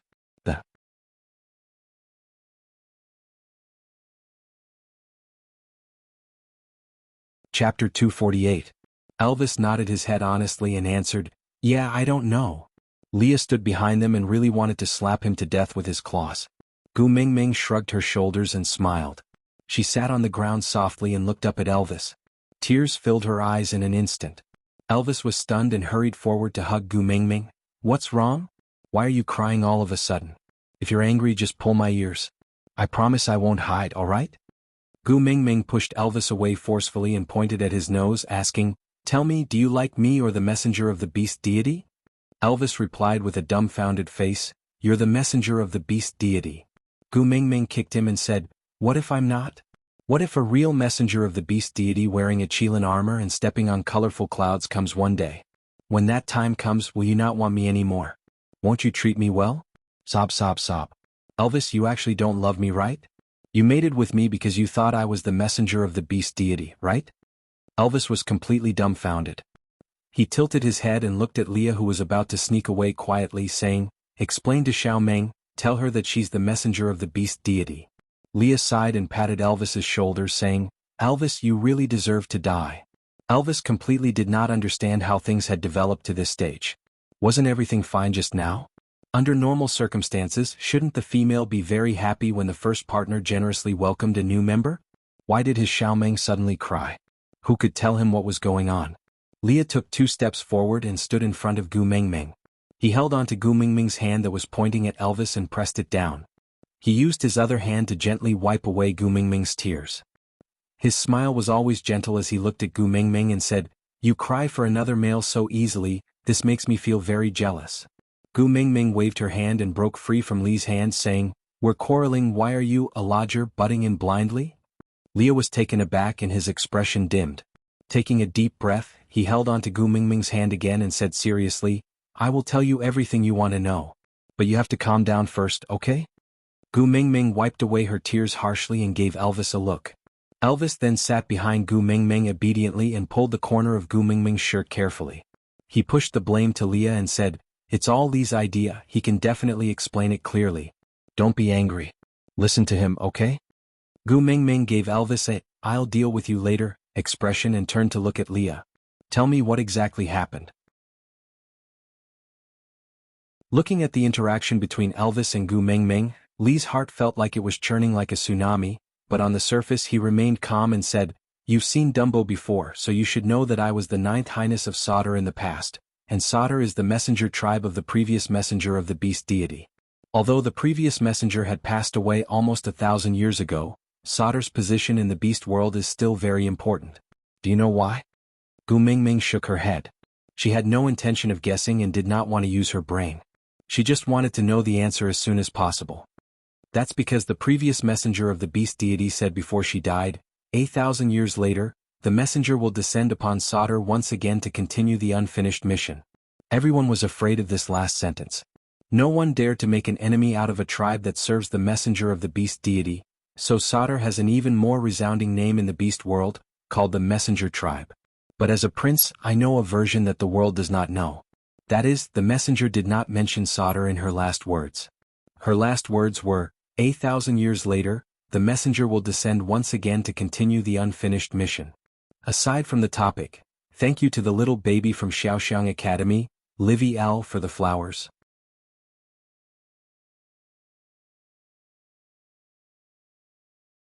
Chapter 249. Gu Mingming frowned impatiently and lifted her chin. "Get to the point, what has this got to do with me? What has it got to do with you and Elvis being in cahoots with each other?" Leah looked at Elvis and then at Gu Mingming. He swung his furry big tail and said with a serious face, "I am a fox, not a wolf, and Elvis and I did not have an affair."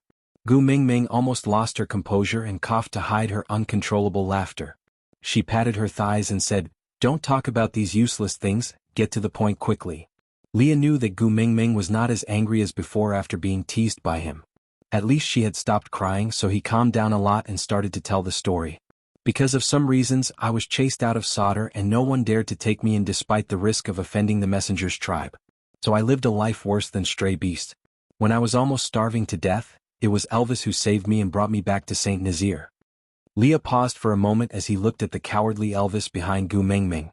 It was really hard to associate him with that lone wolf from before.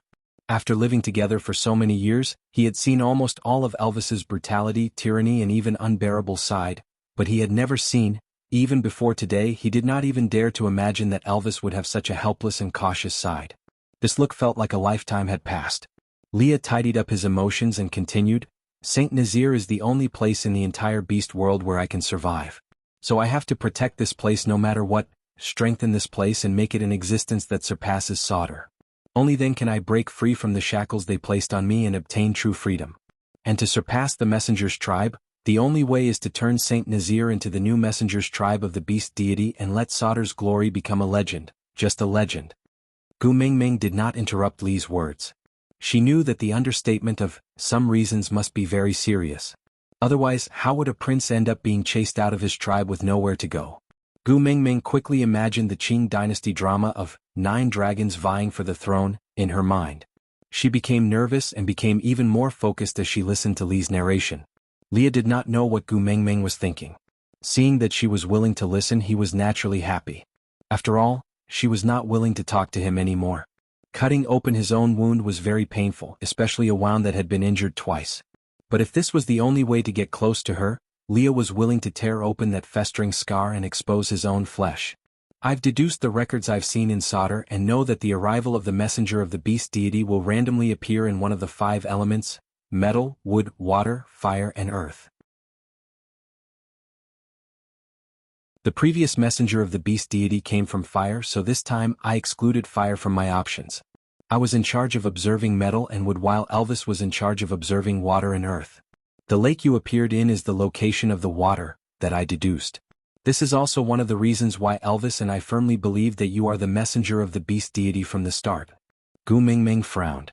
She had a question she wanted to ask, but she felt that it was rude to interrupt someone else's story, so she put on a conflicted expression and suppressed the curiosity in her heart. Leah seemed to have seen through Gu Mingming's thoughts and said, "Ask whatever you want to know." Out of topic.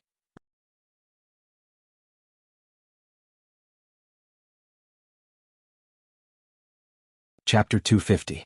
Since Leah had taken the initiative to ask, Gu Mingming did not stand on ceremony. Rubbing her chin, Gu Mingming asked in confusion, "Since we can deduce the location of the 5 elements from the records, why did the people of Sodor still search for the messengers of the beast deity? They could have just squatted down and waited." But Leah suddenly laughed and tapped Gu Mingming's little head, saying, "Do you think that anyone can understand those ancient books?" Gu Mingming's eyes lit up. Gu Mingming blinked her eyes and asked, "Why? Other than you, everyone in Sodor is illiterate, no one can read?" Leah shook his head and said, "We don't need to know the words in the ancient books, because from the moment we were born, our respective father beasts had taught us sentence by sentence. In the Sodor royal family, everyone knows the contents of the ancient books by heart. However, knowing does not equal to understanding, and understanding does not equal to being able to use it." Gu Mingming still did not understand but did not know where to start asking. Leah sorted out his thoughts, then continued in a way that Gu Mingming could understand. "When the previous leader of Sodor was still in power, my beast father was the witch doctor in the tribe. Only he knew about praying, medical skills and the deduction methods mentioned in the ancient books. And he only taught me because if there were no accidents, I would be the next witch doctor to inherit his legacy.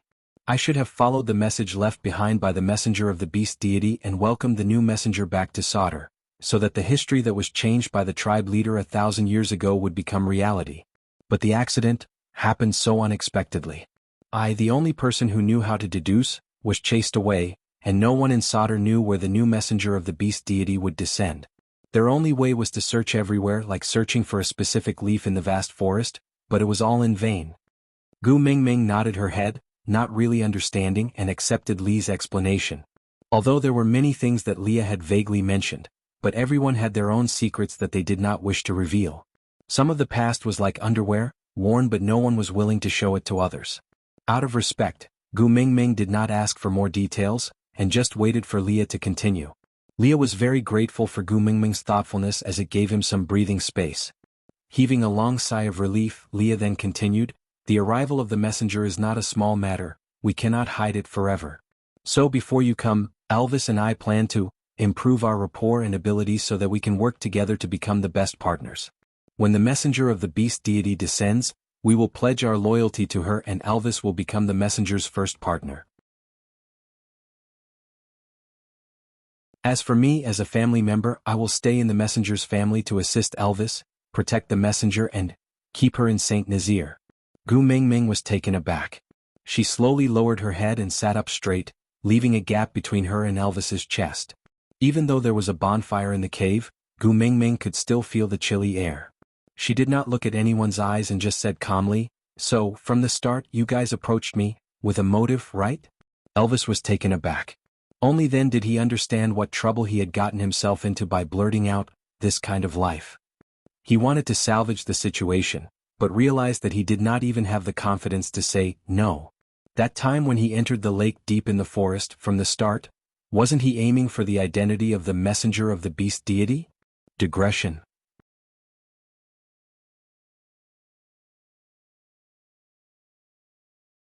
Chapter 251. If I had an ulterior motive when I first got close to you, then are you going to deny all my sincerity later on? Leah did not answer Gu Mingming's question but asked her back. The reason why the Snow Fox tribe could gain the favor of the previous messenger was because of their secret fox seductive fragrance. Once it's used, the person who breathes it would sink into a beautiful fantasy, adding a lot of fun to the act of making love. No one in this world could resist the smell of the fox seductive fragrance, even the messenger of the beast deity would be bewitched. I could have used the fox seductive fragrance on you after you became an adult, allowing you to mate while you were unconscious. When you woke up, you would only remember the pleasure and not notice anything strange. Gu Mingming's eyes widened and she took a step back with her guard up. This step caused her to fall back into Elvis's arms. Leah maintained his faint smile as if he did not notice Gu Mingming's guard up. He continued, "This should have been the simplest and most efficient method, but..." Elvis did not agree. He said he did not want to force you when you were unwilling, he wanted to wait for you to say yes. Gu Mingming turned around and met Elvis's furrowed brows. She had an indescribable complex feeling in her heart.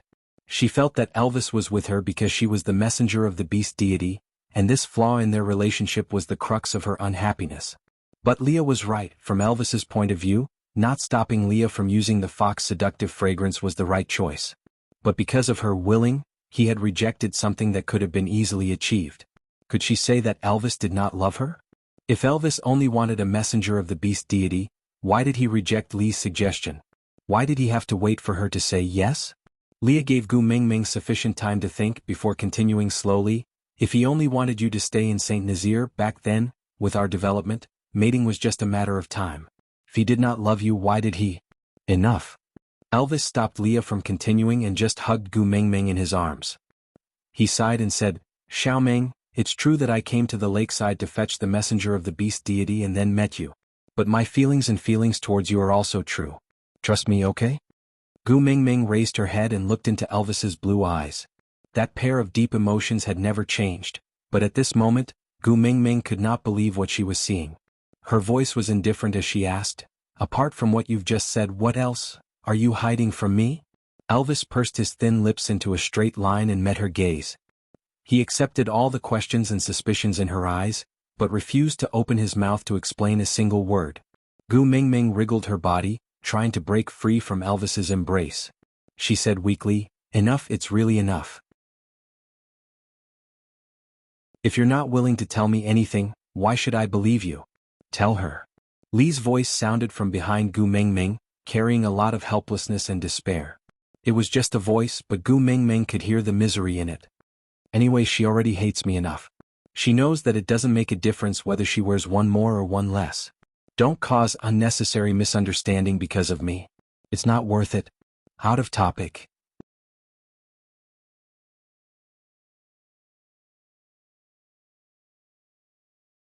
Chapter 252. Elvis glanced at Leah. He knew that Leah wanted him to push all the blame onto Leah alone, so as to maintain his pure image in Gu Mingming's heart. But he did not want to lie to Gu Mingming. After a moment of silence, Elvis finally opened his mouth.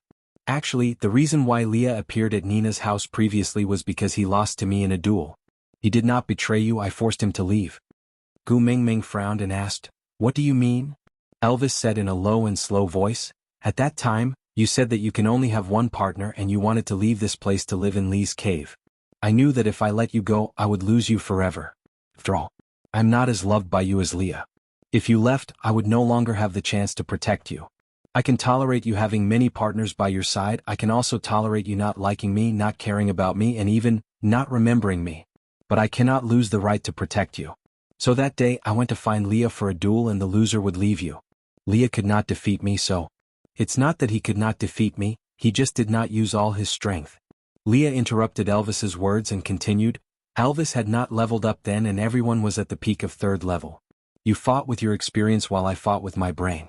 Based on my understanding of you, it was not difficult to plot against you. But in order to make it realistic, I had to pay a huge price and the outcome would definitely be a lose-lose situation.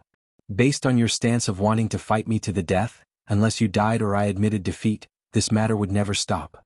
So my judgment then was, I admitted defeat." Gu Mingming closed her eyes and slowly opened them again. She looked at Leah, then at Elvis.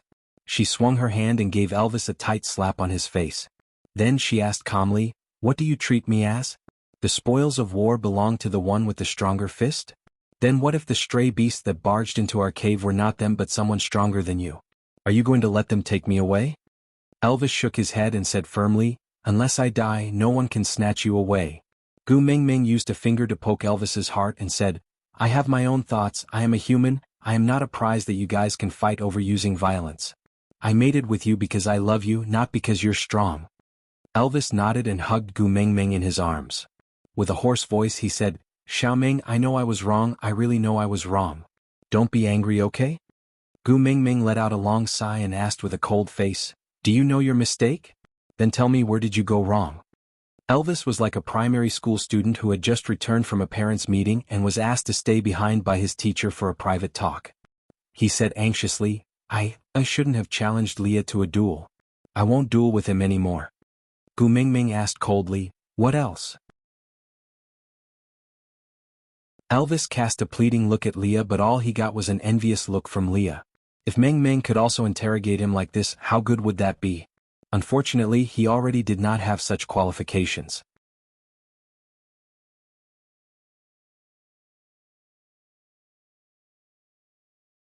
Chapter 253. Gu Mingming's temper was soothed by Elvis's coaxing. She smiled through her tears and poked his head harshly. She then slowly opened her mouth and said, "Firstly, you are not allowed to use me as a wager with others in the future, including but not limited to duels, understand?" Elvis hurriedly nodded his head and said, "Understood," then shook his head hurriedly and said, "No, no."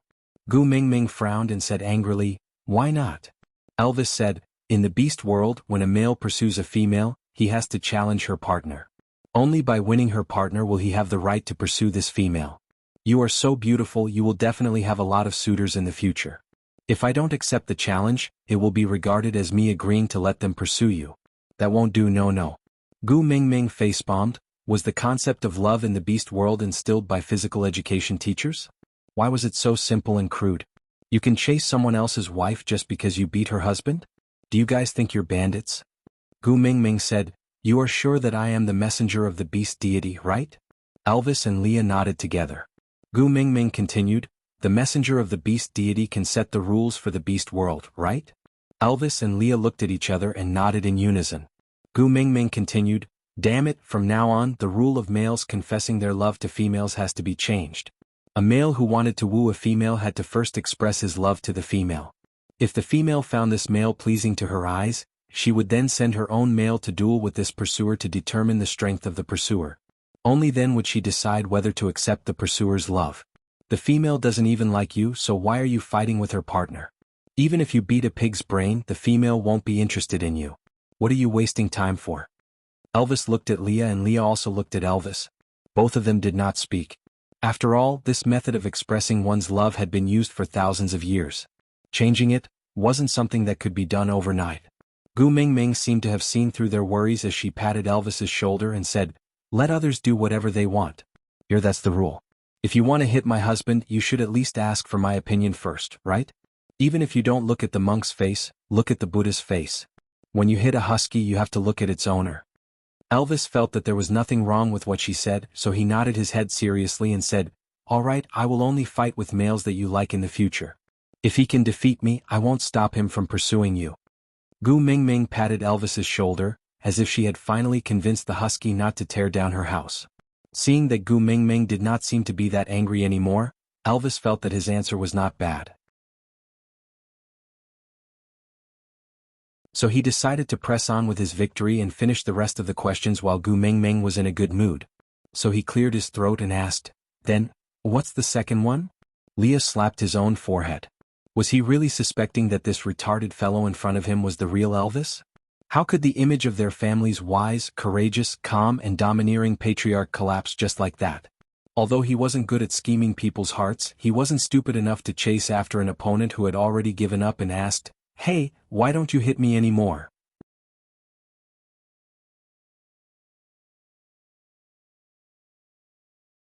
Chapter 254. Gu Mingming's back was facing Leah, so she totally did not know what he was thinking about. She was just very satisfied that Elvis did not try to bluff his way through and just brushed her off.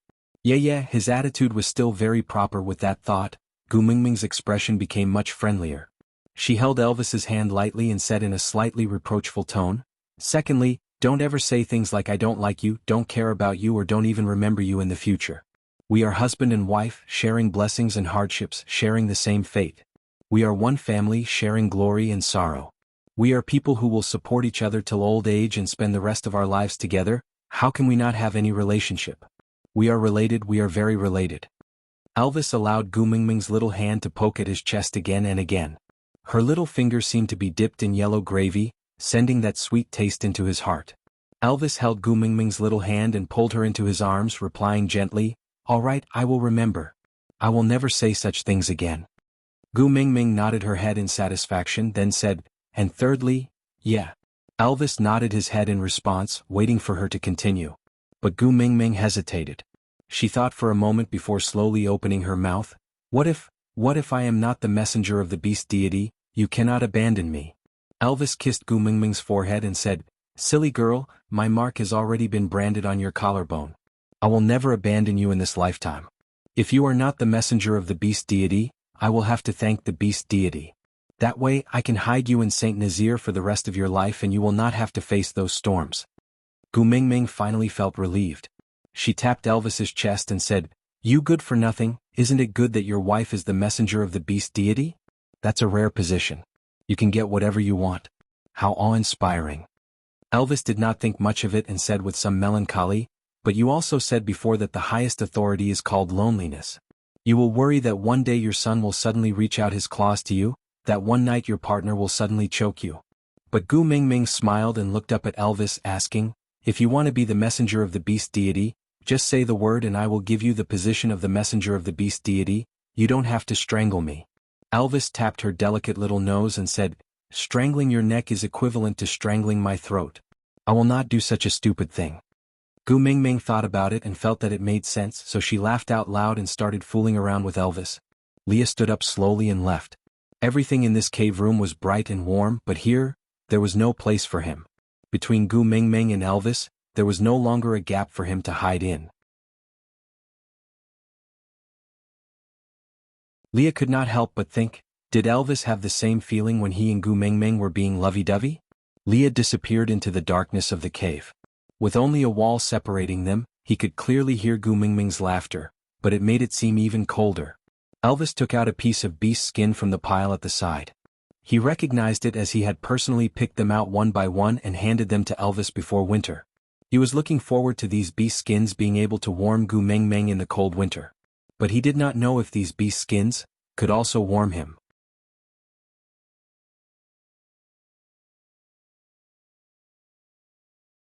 Chapter 255. In the next few days, the three of them coexisted in a strange harmony. Everything between Leah and Elvis was like yesterday, with all kinds of tacit understanding. On the contrary, Gu Mingming felt as if she was a third party interfering in the relationship between the best gay friends. For example, when Gu Mingming opened her eyes early in the morning, she realized that she was hugging a beast form Leah nestled in Elvis's arms.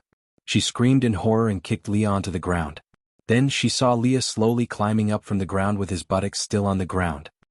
He rubbed his eyes with one hand and rested his other hand on the side of the bed, looking at Gu Mingming with sleepy eyes. His large furry tail swayed behind him, looking as innocent as a Samoyed that had been abandoned by its owner. You, why are you sleeping on my bed? Gu Mingming grabbed the beast's skin and hugged it in front of her chest, questioning him with a face full of anger. Leah shrugged his shoulders innocently and said, "It was too cold, so I came in to sleep." Elvis was also woken up by the commotion. He hugged Gu Mingming from behind and said with a hoarse voice and lazy tone unique to the morning, "I let him in. His fur is much softer than a wild beast's fur. I thought it would be more comfortable for you to hug him." Gu Mingming's face was filled with question marks. She turned to look at Elvis and thought to herself, "Brother, you are so open-minded."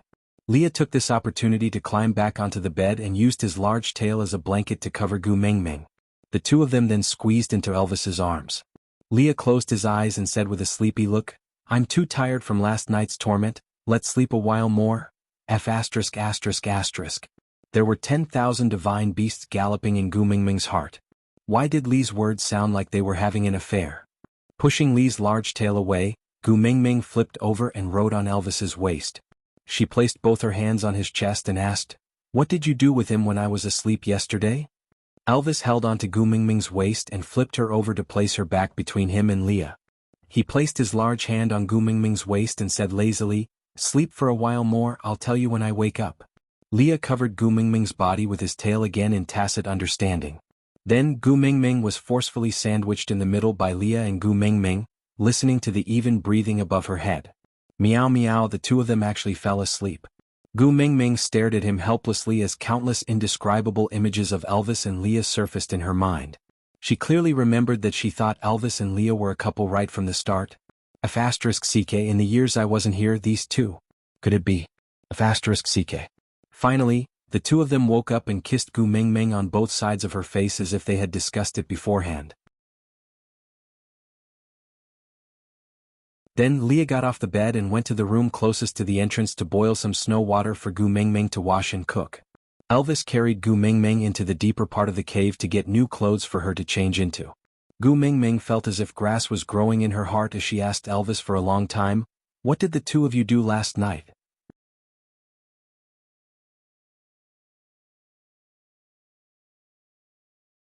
Chapter 256.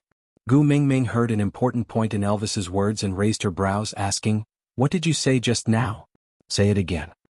Elvis looked at Gu Mingming and repeated seriously, "So pretty."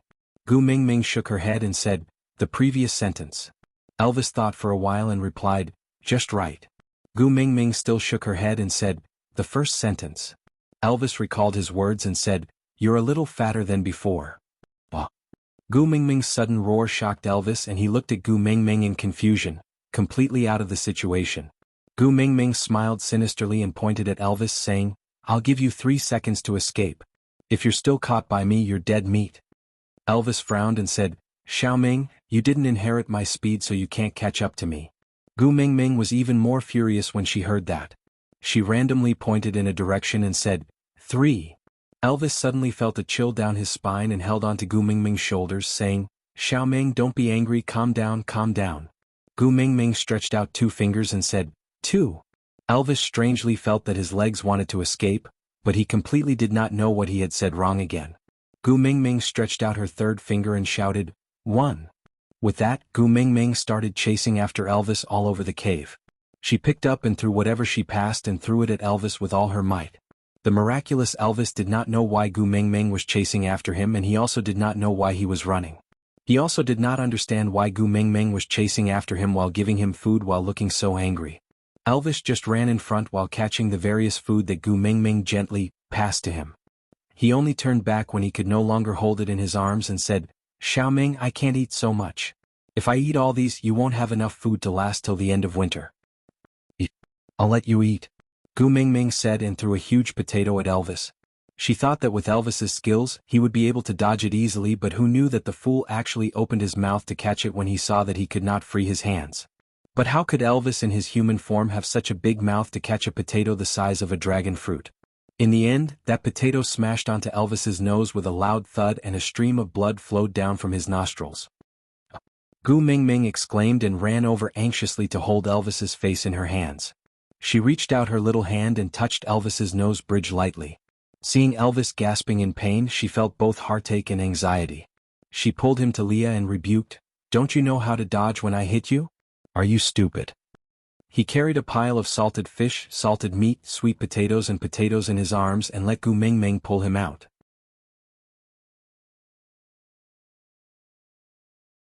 He smiled faintly at her concerned look and replied, "That's your food. If I dodge it and it smashes against the wall, you won't be able to eat it anymore." Gu Mingming's face was filled with concern.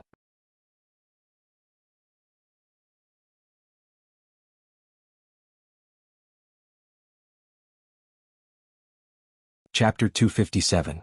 Leah naturally heard clearly what happened between Elvis and Gu Mingming just now. He also knew why Elvis was smashed by the potato. Looking at the bruise on Elvis's nose bridge, Leah sat cross-legged and looked at Gu Mingming, saying innocently, "Are you talking to me?" Gu Mingming knew what Leah meant, but she just felt uncomfortable, especially when she had to call Elvis that used to have a special meaning in front of him.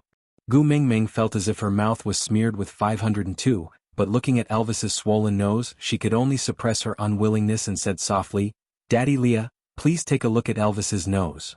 Leah dug his ears mischievously, indicating that he did not hear clearly just now because his ears were not clean enough.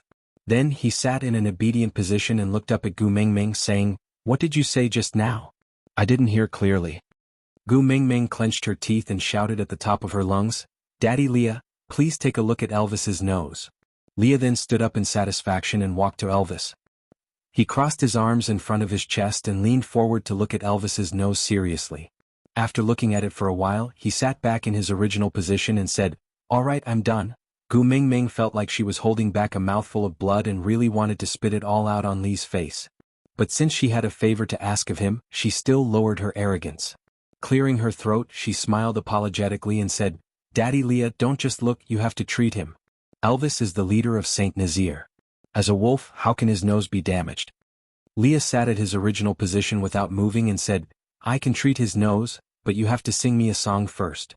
Gu Mingming pulled Lee's arm and said, "Treat Elvis first, then I'll sing for you." Leah did not budge no matter how much Gu Mingming pulled and tugged at him. He said with a wronged expression, "That won't do.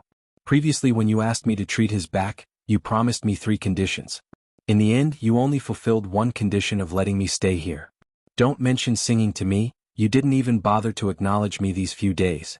If it wasn't for Elvis injuring his nose today, I don't know when I would be able to hear you call me Daddy Leah again. No, if you don't sing first, I won't treat him. Just let his nose be swollen." Gu Mingming gritted her teeth and forced a smile. She asked, "Is it fun for you to do this?" Leah looked at Gu Mingming's unwilling but helpless look and nodded seriously. Gu Mingming sighed and took a step back. "I will sing while you treat Elvis's nose. Deal?" Leah thought about it and said, "All right." With that, Leah stood up and found some herbs from the beast skin bag he brought. Holding them in his hands, he turned back to look at Gu Mingming, implying that he would not treat her if she did not sing. Gu Mingming had no choice but to sing it. Luckily, he did not insist that Gu Mingming must sing "A Little Happiness." As long as it was not that song, other songs did not have such a huge psychological burden.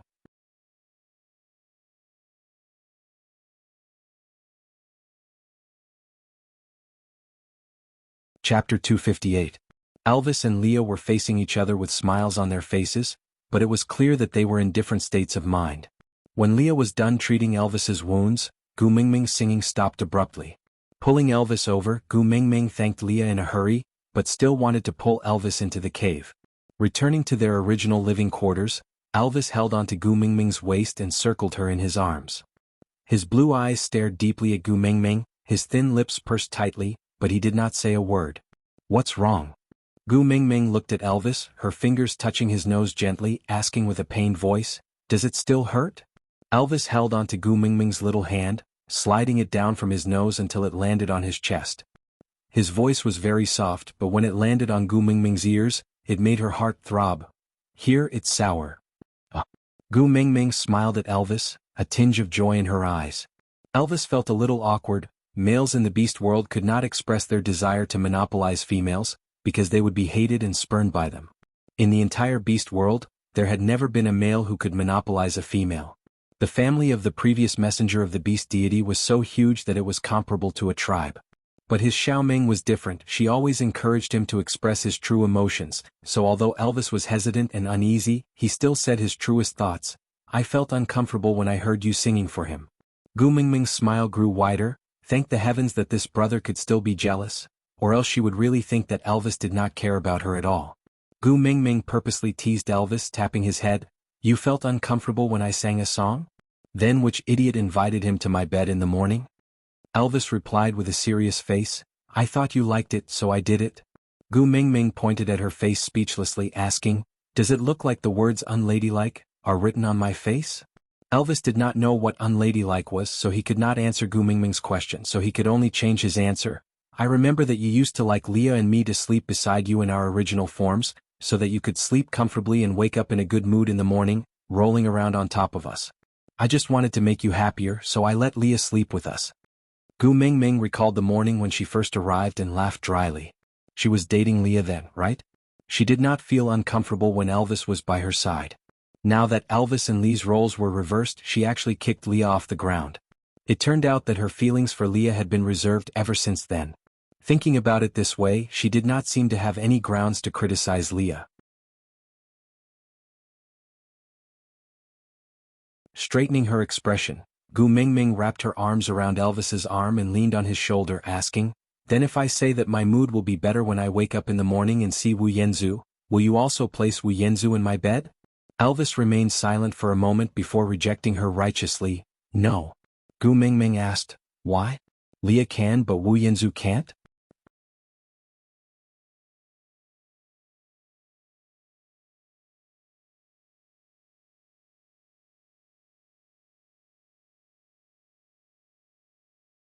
This made Gu Mingming feel extremely fortunate. Wrapping her arms around Elvis's neck, Gu Mingming smiled and said, Compared to beating them up, I have a better suggestion.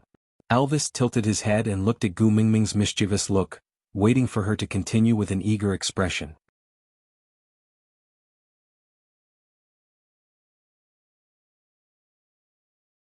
Chapter 260. Elvis hugged Gu Mingming and pressed his forehead against hers intimately, whispering into her ear, Gu Mingming, I love you. Gu Mingming, I love you. Gu Mingming, I love you. Gu Mingming smiled in response to Elvis's gentleness, whispering into his ear, Hubby, I love you too. At that moment, Elvis felt that there was only warmth and happiness left in his life. The bloody, cold and darkness in the past were just a nightmare, and Gu Mingming was the hand that woke him up gently. Her gentleness was what he had been yearning for his entire life. Elvis kissed Gu Mingming's lips, gently caressing her lips and tasting the fragrance in her mouth. His slightly rough fingers brushed past the wolf on Gu Mingming's collarbone, giving off a strange feeling that could not be described. Elvis laid on his back, placing Gu Mingming on his abs, his large hand holding onto Gu Mingming's slender waist. Gu Mingming sat on Elvis's stomach. Although she had only experienced mating once in her life, it was very magical. Just by looking into Elvis's eyes, she could clearly understand what he wanted to do. Gu Mingming bashfully hammered Elvis's chest, whispering, Leah is still outside. Elvis held onto her little fist, pulling her into his arms gently, kissing her little face, then whispering into her ear, It's all right, he was there the previous time too. Gu Mingming's face flushed red instantly. The previous time she screamed as miserably as a pig being slaughtered. It would be fine if only Elvis heard it, but why did even Leah? She really could not tell. Leah looked so dignified, how could he have the fetish of eavesdropping? Gu Mingming hammered Elvis's chest. Then why didn't you remind me the previous time? Elvis sucked on Gu Mingming's little earlobe and his voice had already become a little hoarse. It was obvious that he had already entered the zone. He did not answer Gu Mingming's question and just used his warm words to brush against Gu Mingming's earlobe, using his unique tenderness to say, Gu Mingming, I love you. Gu Mingming's ears were very ticklish, especially when Elvis's big hands were getting more and more restless. One hand was pinching her waist to prevent her from running around, while the other hand was exploring her spine, as if he was lighting a line of fire on Gu Mingming's back. It was scorching and numb, causing her to twist her body uncontrollably. It seemed like she was struggling, but more like she was teasing him. Last time I was afraid that you would get hurt, so I didn't dare to use my full strength. It's been hard to hold it in these few days. Xiaoming, don't reject me, okay? Gu Mingming sneaked a peek at Elvis's size. The pain from the previous time instantly awakened in her memory and exploded. She did not know if it was a psychological effect, but Gu Mingming could even faintly feel the pain from that time. Blushing, Gu Mingming said softly, "You also know that our sizes don't match." The previous time. I'm still hurting now. Elvis saw the redness on Gu Mingming's little face, and his originally blurry eyes were covered with a thick layer of crimson. His blue eyes became as deep as the ocean, and the corners of his lips curled up slightly. He was like a god of war who had descended from the heavens and was tainted by the flames of the mortal world, giving off a different kind of allure. Elvis pulled Gu Mingming's little hand and kissed it, coaxing her. "I was inexperienced the previous time and hurt you. This time, I'll be gentler." Gu Mingming wanted to cry, but no tears came out. What's the use of being gentler? You have to make that thing smaller. Aside from the topic. Yeah. The password is in the author's words in the next section, and the link is in the group announcement. QQ Group 492779273. The rule of entering the group is to try not to send me private messages, because if everyone keeps sending me private messages, I won't have time to write.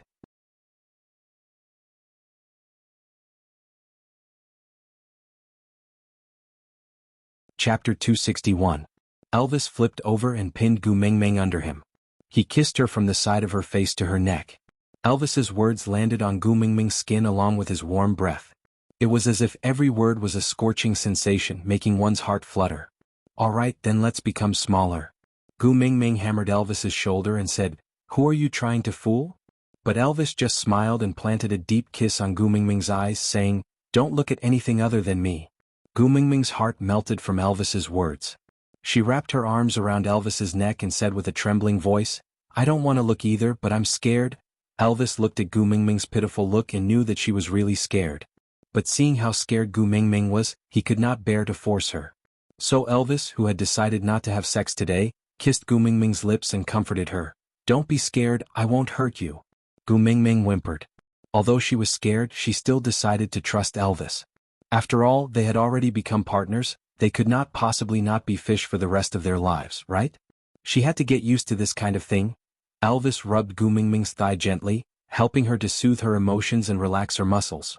The gentle kneading made Gu Mingming's emotions slightly more relaxed. She stretched out her limbs lazily like a cat, allowing Elvis to do whatever he wanted. Elvis's slender and powerful legs hooked onto Gu Mingming's calf lightly, entangling their legs together. The back of his hand followed Gu Mingming's waistline down to the back of Gu Mingming's waist, pulling her into his arms. Intimately smelling her unique fragrance, an indescribable feeling of peace spread throughout Elvis's entire body. He could feel that this little person was really existing in his arms. Her beauty and everything about her were not his imagination. This was enough to make him feel happy. Elvis looked at Gu Mingming, who was tipsy and had a dazed gaze. He really wanted to see her crying and begging for mercy again. Their stomachs overlapped and Elvis's scorching heat warmed Gu Mingming's slightly cold abdomen. Waves of warmth spread into her body from her navel. Gu Mingming moaned in comfort and stretched out her arms to hug Elvis's neck. What happened next came naturally, some words were omitted here. After Gu Mingming fell asleep in Elvis's arms, Elvis kissed her forehead that was stuck to her hair and said gently, "Next time don't torture me like this, understand?" Gu Mingming was extremely tired and did not really listen to what Elvis was saying. She just moaned and fell into a deep sleep. Elvis pulled over a piece of beast skin and covered both of them. Under the beast skin, their fingers were intertwined. One was sleeping peacefully while the other was engrossed in watching. It was as if time had stopped here and had no effect on them. Suddenly, Elvis furrowed his brows and looked towards the entrance of the cave. Not long after, Leah walked in with his brows furrowed. He was afraid of disturbing Gu Mingming, so he did not make a sound. He just pointed outside with his chin, signaling Elvis to come out and talk. Elvis nodded and carefully covered Gu Mingming with the beast skin to ensure that no cold wind could enter. He then added 2 more firewood into the fire before following Leah out of the cave. They had not walked far when Elvis felt that the temperature in the cave was not right. The snow seal at the entrance of the cave had been opened by someone. Digression. Password, FVP readers. 492779273. No password was needed to enter the group as the password was used to retrieve the files.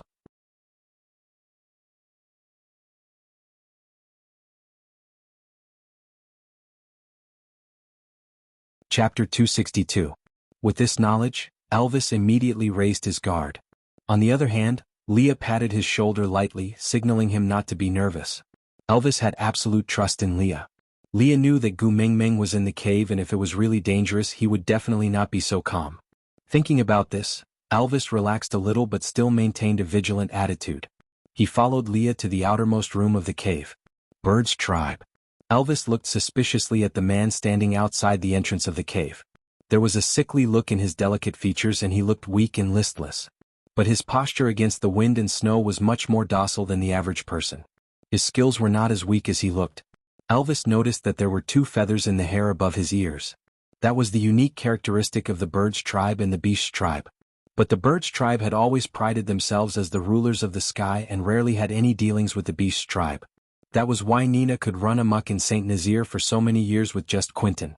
But now, this person from the Bird's tribe had come to them on his own accord?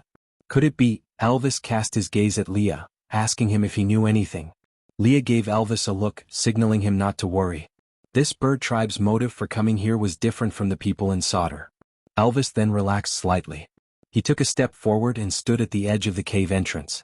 I'm the leader of Saint Nazaire, Elvis. What business do you have in my territory? That man sized up Elvis from head to toe. After confirming Elvis's identity, he then said, Leader of the Eagle Owl tribe, Ian, I heard that you have sufficient food reserves. If you are willing to share some with me and my tribesmen to help us survive the winter, we will join Saint Nazaire and become your tribesmen. How about that? The alliance of birds was a huge temptation to any tribe, especially the ferocious birds like the Eagle Owl tribe. If they could join, it would definitely be like adding wings to a tiger. If it was in the past, he would definitely not hesitate to give all his food to the Eagle Owl tribe. But now, he did have food reserves, but these were prepared for Xiao Meng. Sacrificing Xiao Meng's food in exchange for the tribe's strength? Elvis was not willing. We do have food, but how much do we need? Leah understood Elvis's worries, but he also knew that this was a rare opportunity. If they missed this chance, it would be very difficult to invite the Bird's tribe to join them again. Our Eagle Owl tribe doesn't have many members. Including me, there are a total of 32 males.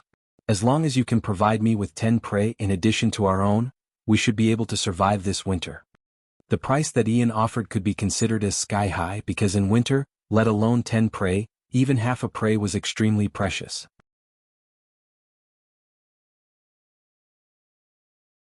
Many males were prepared to stew themselves to fill the stomachs of their females, so how could they have extra prey? Furthermore, there were 10 of them. Originally, Ian had planned to let Elvis bargain, but he did not expect Leah to agree to it with a slight smile.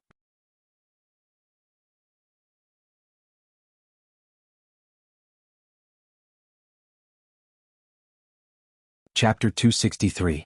Ian looked at Leah with a disdainful expression. He raised his head and said, Us Eagle Owl tribe are birds that fly in the sky. We are closer to the beast deity than you beast. We will never go back on our words. Leah did not mind Ian's disdainful attitude. He just casually took a small bowl that Gu Mingming used to eat from the side. Then he scooped half a bowl of water from the pot that had yet to cool down and passed it to Ian. He said, I am Saint Nazaire's witch doctor, Snow Fox Leah. If you sincerely wish to join us, I will represent Saint Nazaire to form a blood alliance with you. From then on, there will be no more Eagle Owl tribe in this world, only the stronger Saint Nazaire. How about that? Ian's expression changed. Witch doctor, a deity that could communicate with the beast deity. And it was from the Snow Fox tribe. Ian frowned. Signing a blood alliance with such a person would not allow him to go back on his word. His decision now would affect the future of the entire Eagle Owl tribe. Could Saint Nazaire really be entrusted to him? Leah was not flustered. He just held the bowl and smiled faintly. He said, If I am not wrong, the Eagle Owl tribe should be at the end of their rope now? Otherwise, the arrogant Bird's tribe would not be willing to give up their tribe name to seek help. I guess your tribesmen will not be able to hold on until you find a second tribe that is willing to share food with you. Moreover, in the entire beast world, there is no other tribe that could possibly have enough food to share with you. Ian's thoughts were clearly seen through. His brows furrowed even tighter, and he tightly closed his lips, no longer speaking. Foxes were cunning and snow foxes were especially good at reading people's minds. He could not reveal any more information. That would only make him more passive in this negotiation. Leah did not mind Ian's guard. He just continued, a tribe without any females, other than gradually disappearing, What other outcome would there be? Joining Saint Nazir is currently the most advantageous situation for all of you. Other than being able to survive this harsh winter, you can also ensure that you will have sufficient food to fill your stomachs every winter in the future. If you are lucky enough, you can even mate with the females in the tribe and conceive cubs. Of course, you can also reject and fly away. The tribe leader and I can't and won't stop you. It's just a pity that a tribe might cease to exist after this winter. After Leah finished speaking, he looked at Ian with a tinge of sympathy. Ian clenched his fist and replied, I can sign a blood oath, but I have to sign it with your clan leader. Leah raised his eyebrows and lifted his chin. If you don't want to sign, then forget it. But don't blame me for not reminding you if you miss the chance to join us. When the other people from the flying tribe join Saint Nazir next year, I'm afraid it won't be easy for you to come again. Ian looked at Elvis, who was standing behind Leah, without saying a word. He just stood there quietly and did not even emit any powerful aura, but Ian could clearly feel his power. Saint Nazir? Ian savored the name and looked at the black and white duo in front of him. A tribe leader and witch doctor like them should be able to bring the Eagle Owl tribe to a brighter future, right? Alright, I'll sign. Ian nodded. Then he plucked out one of the 2 feathers on his ear and handed it to Leah. Leah used this feather to prick his finger and dripped a drop of blood into the bowl. When the blood met the snow water, it bloomed like a rose in the dark night. Leah gently dipped the feather into the blood water and pierced it between Ian's eyebrows, leaving a blood-red cinnabar mole. At this point, the blood oath was formed. Aside from the topic.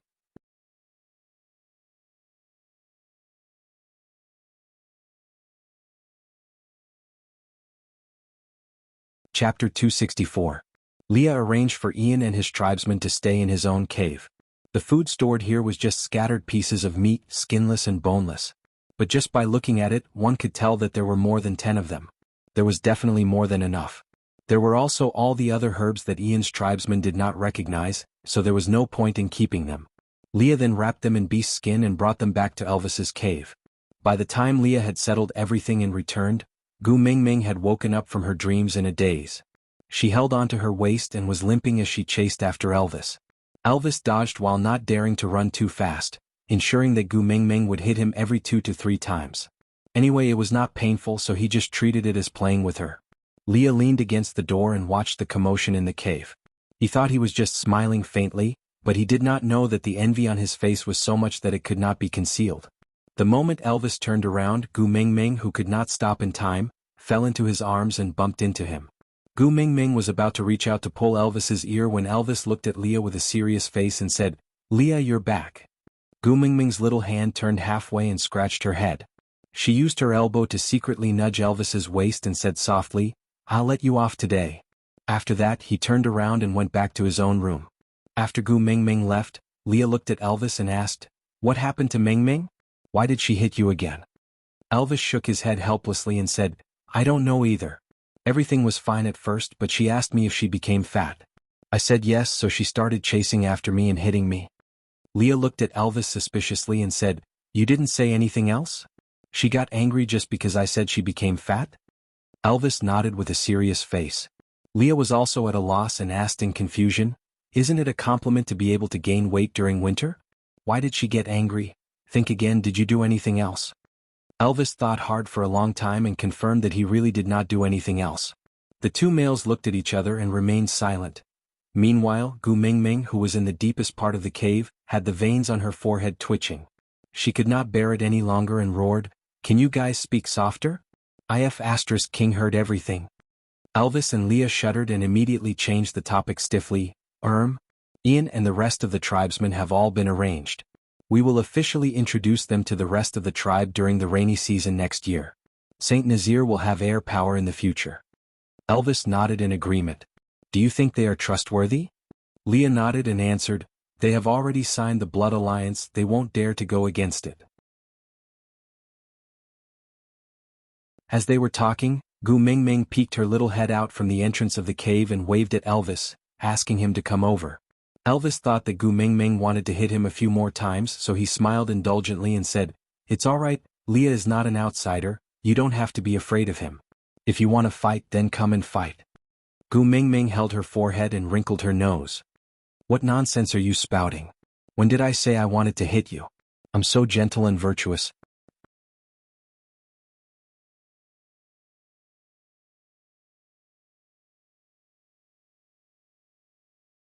Chapter 265. Gu Mingming accepted Elvis's compliment with a clear conscience. Because the snow sealing the cave entrance had been broken twice, it was not sealed very tightly and there would always be a cold breeze blowing in. Gu Mingming snuggled deeper into Elvis's arms and found a comfortable position to nestle in. She looked up at Elvis and asked, "What are you guys talking about? Can I listen?" Elvis pulled a long beast skin from the side and wrapped Gu Mingming up. He checked carefully to see if there were any exposed areas that would be blown in by the wind while replying, "Silly girl, Saint Nazir is your tribe, why can't you listen?" Gu Mingming was a little pleased but she still said, "You are the great tribe leader who built Saint Nazir from scratch. Saint Nazir is yours. If you think it's inconvenient for me to listen, I can just avoid it." Elvis made sure that the beast's skin had connected seamlessly to his body and that Gu Mingming would not be blown by the cold wind. He then freed one hand to receive the cup of water from Leah. He tested the temperature of the water and it was a little warm, which was suitable for Gu Mingming. He then brought the cup to Gu Mingming's mouth to feed her water while replying, "I am all yours, so Saint Nazir is naturally also yours." Gu Mingming smiled and said, "Such a sweet mouth." After drinking a mouthful of water fed by Elvis, Gu Mingming then raised her head and continued asking, "Then what's up with the Eagle Owl tribe that you guys mentioned just now?" Elvis placed the cup at the side and gave Leah a look. Leah then answered Gu Mingming's question, "Do you still remember the stray beasts from the previous time?" Gu Mingming frowned and instinctively shrunk into Elvis's arms. She nodded her head, obviously still having a lingering fear. Lee's heart ached a little. If he knew that they would be lured into Elvis's cave by Gu Mingming singing and scare her badly, he should have gotten rid of them when they stepped into Saint Nazir. But now that things had come to this, he could only be more cautious in the future. He could not turn back time and return to the past. He sighed softly and continued, "I originally thought that those who ran away were frozen to death outside. I didn't expect that one of them was only frozen stiff and not completely dead. After that, he recovered and ran to the Eagle Owl tribe to snatch food but was subdued by Ian. To save his life, he told Ian about the food reserves in Saint Nazir. So the Eagle Owl tribe followed the stray beast's directions and came to seek shelter with us." Eagle Owl. What animal is that? Can fly. Gu Mingming's mind was filled with the giant eagle following behind Jianghu. That fellow looked like it could only eat but could not fly. Did the Eagle Owl race look like that too? Standing together with Quentin who had a broken arm, haha, is this a barbaric version of cosplay? Yes, it can fly.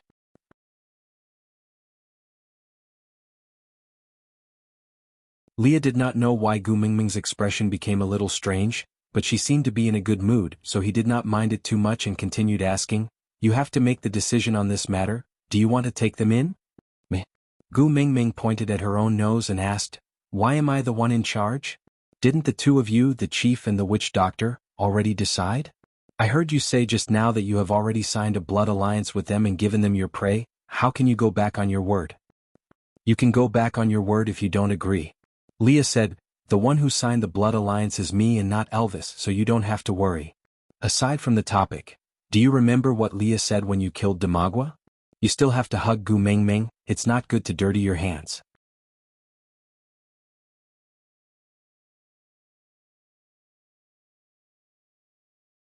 Chapter 266. Gu Mingming vaguely sensed a strange yet unsettling element in Lee's words, so she asked, "If we go back on our words after signing this blood pact, how will it affect both parties who signed the pact?" Leah was surprised at Gu Mingming's sharpness, but also felt a sense of warmth. She did not ignore it just because it had nothing to do with Elvis, perhaps she still cared about him. The suffocating feeling in Lee's chest loosened a little. He tried his best to look nonchalant, but his eyes never left Gu Mingming's little face. He was so desperate to see an answer from her face, any answer would be good. Thus, he said each word slowly and lightly, "With blood as an oath, if you regret it, you will die." "Sk." Gu Mingming frowned and said angrily, "Have you ever been kicked in the head by a donkey? How can you sign such a pact with others so easily? What if the other party has a bad character and uses Saint Nazir's name to swindle others and create trouble? We can't even chase them away." Gu Mingming patted her head in despair and said, it's over, it's easy to invite them in but hard to send them away. God bless us, please don't let these people from the Eagle Owl tribe be evil people." Leah tried to understand Gu Mingming's worries then replied, Once they join Saint Nazir, they have to be controlled by Elvis and me, and follow the rules of Saint Nazir, or else we have the right to banish them and execute them. So what you are worried about will not happen. I have checked carefully today. Among their tribe, there are no orcs above the 3rd level, none of them are a match for Elvis and me. Gu Mingming rolled her eyes at Leah, looking at him as if she was looking at an idiot. They can fly, can you too? Leah choked, but his heart melted a little. The last time Gu Mingming spoke to him so naturally was before winter. His smile deepened and Leah was in a good mood, even his tone became more relaxed as he replied, so I signed a blood pact with them. Once they don't listen to us and become a threat to Saint Nazir, I can activate the blood pact to kill them on the spot. Gu Mingming did not feel relieved at all because of Lee's preparedness. She just glared at Leah gloomily and said, yes, kill them on the spot and sacrifice your own life at the same time. Are you courting death, or courting death? You can't bear for me to die? Leah asked cautiously. Gu Mingming was shocked and instinctively raised her head to look at Elvis. She felt as if she had been caught red-handed by her own husband. He felt so guilty. Licking her lips, Gu Mingming buried her face into Elvis's chest and said gloomily, it's everyone's responsibility to cherish life. Every life should be treated with kindness. Although it wasn't the answer he wanted to hear, but it meant that she cared about him and couldn't bear to see him die, right? Leah smiled even more brightly.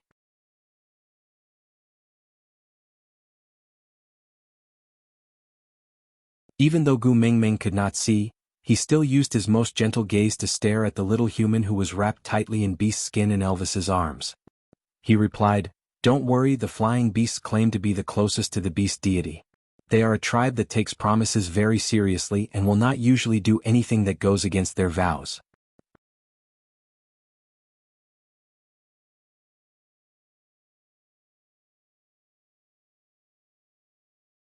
Chapter 267. Leah was rendered speechless by Gu Mingming's retort and could only shake his head helplessly, smiling faintly without saying a word. Elvis, on the other hand, tidied up the beast skin, wrapping Gu Mingming gently, exposing her little face from the beast skin to prevent her from suffocating. Then he replied, Quentin did those things not because of his evil nature, but because the female he fell in love with was Nina. The males in the beast world may have all kinds of personalities before mating, but once mating, the personality of the partner will determine the male's emotions. They will infinitely get closer to their partner's preferences, turning themselves into the person she likes more. Gu Mingming looked up at Elvis, her eyes filled with confusion. Elvis smiled and tapped her little nose, saying, if one day you ask me to kill another female, I will do it without hesitation. If it's what you want, I will even do it more cruelly than Quentin. Gu Mingming shuddered and hugged Elvis's waist, saying, hubby, calm down a little. Elvis rubbed Gu Mingming's little head and sighed, saying, what a pity, you never gave me the chance to do anything for you. Sometimes I even envy Quentin. Although Nina is not good, she gave him so many chances to do things for her. And I did not even do one thing to prove my loyalty for you. Gu Mingming knocked Elvis's head, saying, what nonsense are you spouting? Is what Nina did testing the loyalty of her partner? She did it as the damn representative of courting death. We are not the same kind of people. I also don't wish for you to become a puppet like Quentin who can't tell right from wrong. Moreover, I feel that you have already done enough for me. I don't need to worry about where I will stay in this world of ice and snow. I don't need to worry about what to eat or what to wear. Even if stray beasts suddenly rush in, I know you will protect me.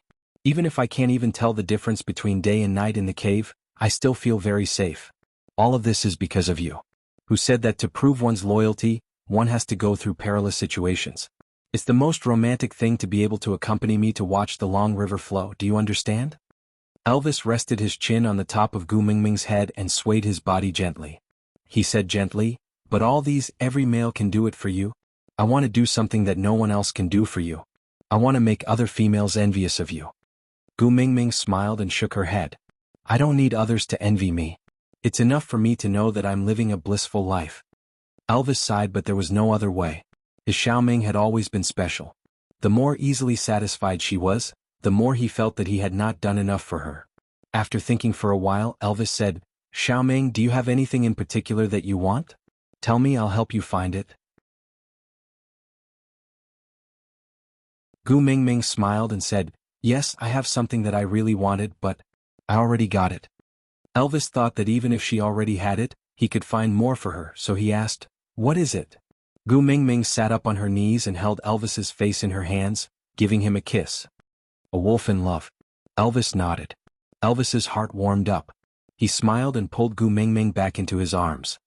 He kissed her lips back and did not let go for a long time. Leah felt that Gu Mingming should not be in the mood to care about the Eagle Owl tribe anymore. Based on their pace, it was almost foreseeable what would happen next. Just when Leah was about to leave, he suddenly heard Gu Mingming retch. Then she pushed Elvis away and squatted in a corner to vomit. Digression. So.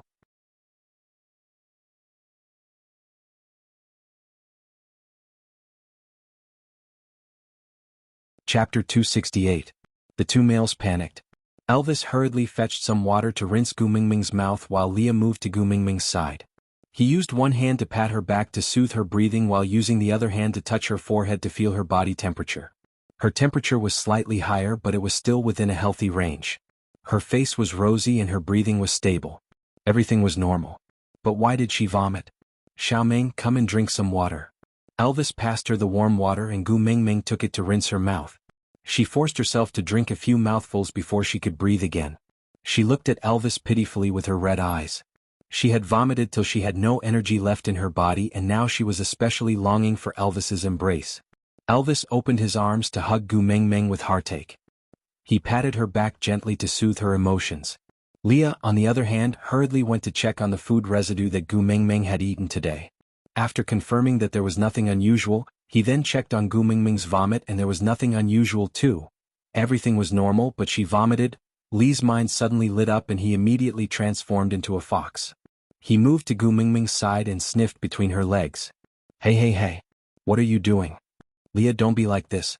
Gu Mingming shut her legs tightly and used her hands to push Lee's head with all her might. Elvis knew that Leah would not cause trouble for no reason, but his current actions still made Elvis very unhappy. Thus, he carried Gu Mingming on his shoulders and stood up to look at Leah, who was in his beast form. Xiaoming told you not to be like this, she doesn't like it. Leah did not transform back but just used the beast language to squeak at Elvis. Elvis's body first trembled and then he froze as if he was petrified. What's wrong? Gu Mingming patted Elvis's face and asked. Elvis turned his head with difficulty like a rusty robot and looked at Gu Mingming. Can you let him smell carefully? Elvis. Gu Mingming roared. Are you a freaking pervert? Would you be excited to have someone else sniff your wife's body? Scram Lil, Miss won't cooperate with your disgusting taste. Xiaoming, don't be angry, you can't be angry. Elvis was a little incoherent and almost bit his own tongue when he spoke. Gu Mingming became even angrier upon seeing him like this. She slapped his head and said, Stop talking nonsense. No means no. Leah was so anxious that he kept walking in circles. Seeing that Gu Mingming refused to cooperate and Elvis could not persuade her, he could only transform back into his human form and pull Gu Mingming down from Elvis's shoulders. However, he did not have any lingering feelings between a man and a woman because he had not touched her for a long time. He just said to Elvis with a straight face, She doesn't want me to smell, so you do it.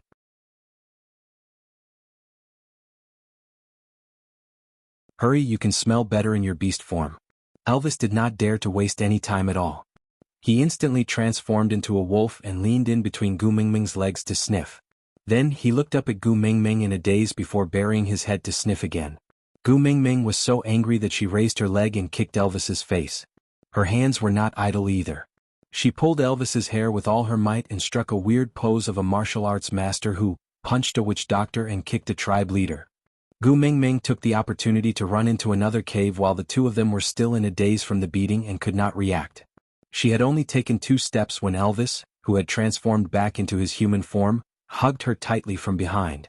Just as Gu Mingming was thinking of a way to break free, she heard Elvis say in an agitated and trembling voice, Xiaoming, we have a cub. Aside from the topic, applause sounded. Alright, this is how things are, so everyone can send their blessings.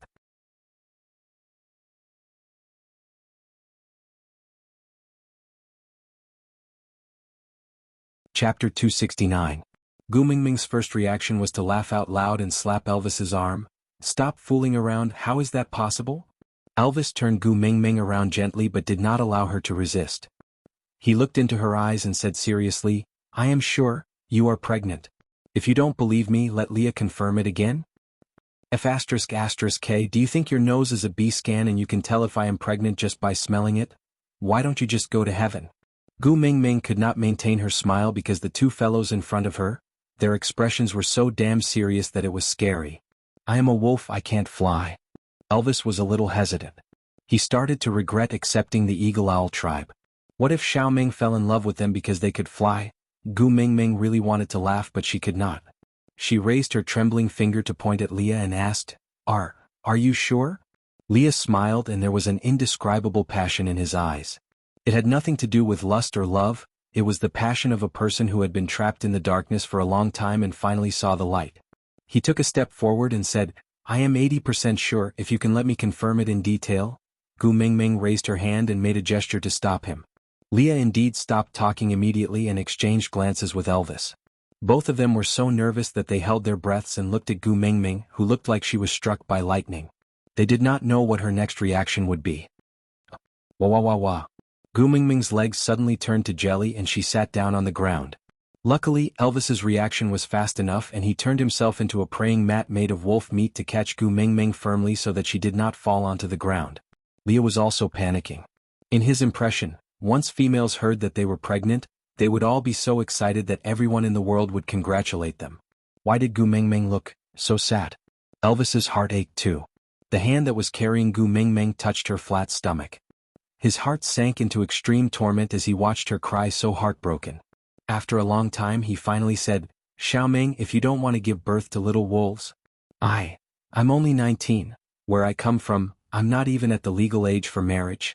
I'm still a baby, how am I supposed to raise a child? Sob sob sob. Does it hurt to give birth to a wolf?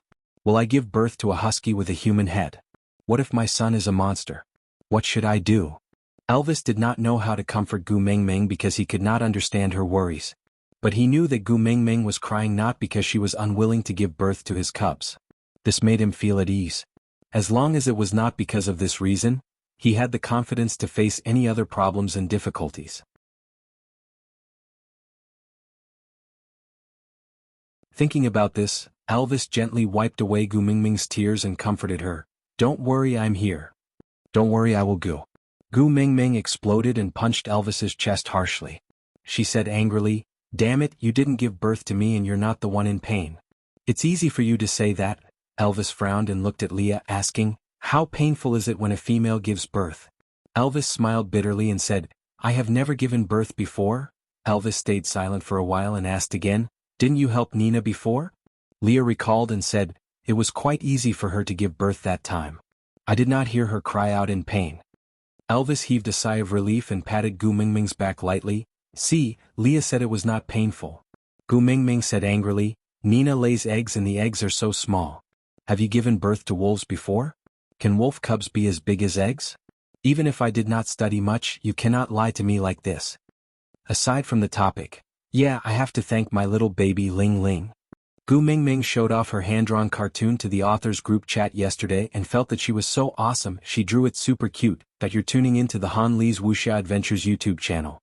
We're so grateful for your support and don't forget to subscribe to join us on this incredible journey through captivating stories. Your generosity through donations truly makes a world of difference, as it's the primary source of revenue that allows me to expand and enhance this channel for you. Thank you from the bottom of my heart for being a part of this adventure.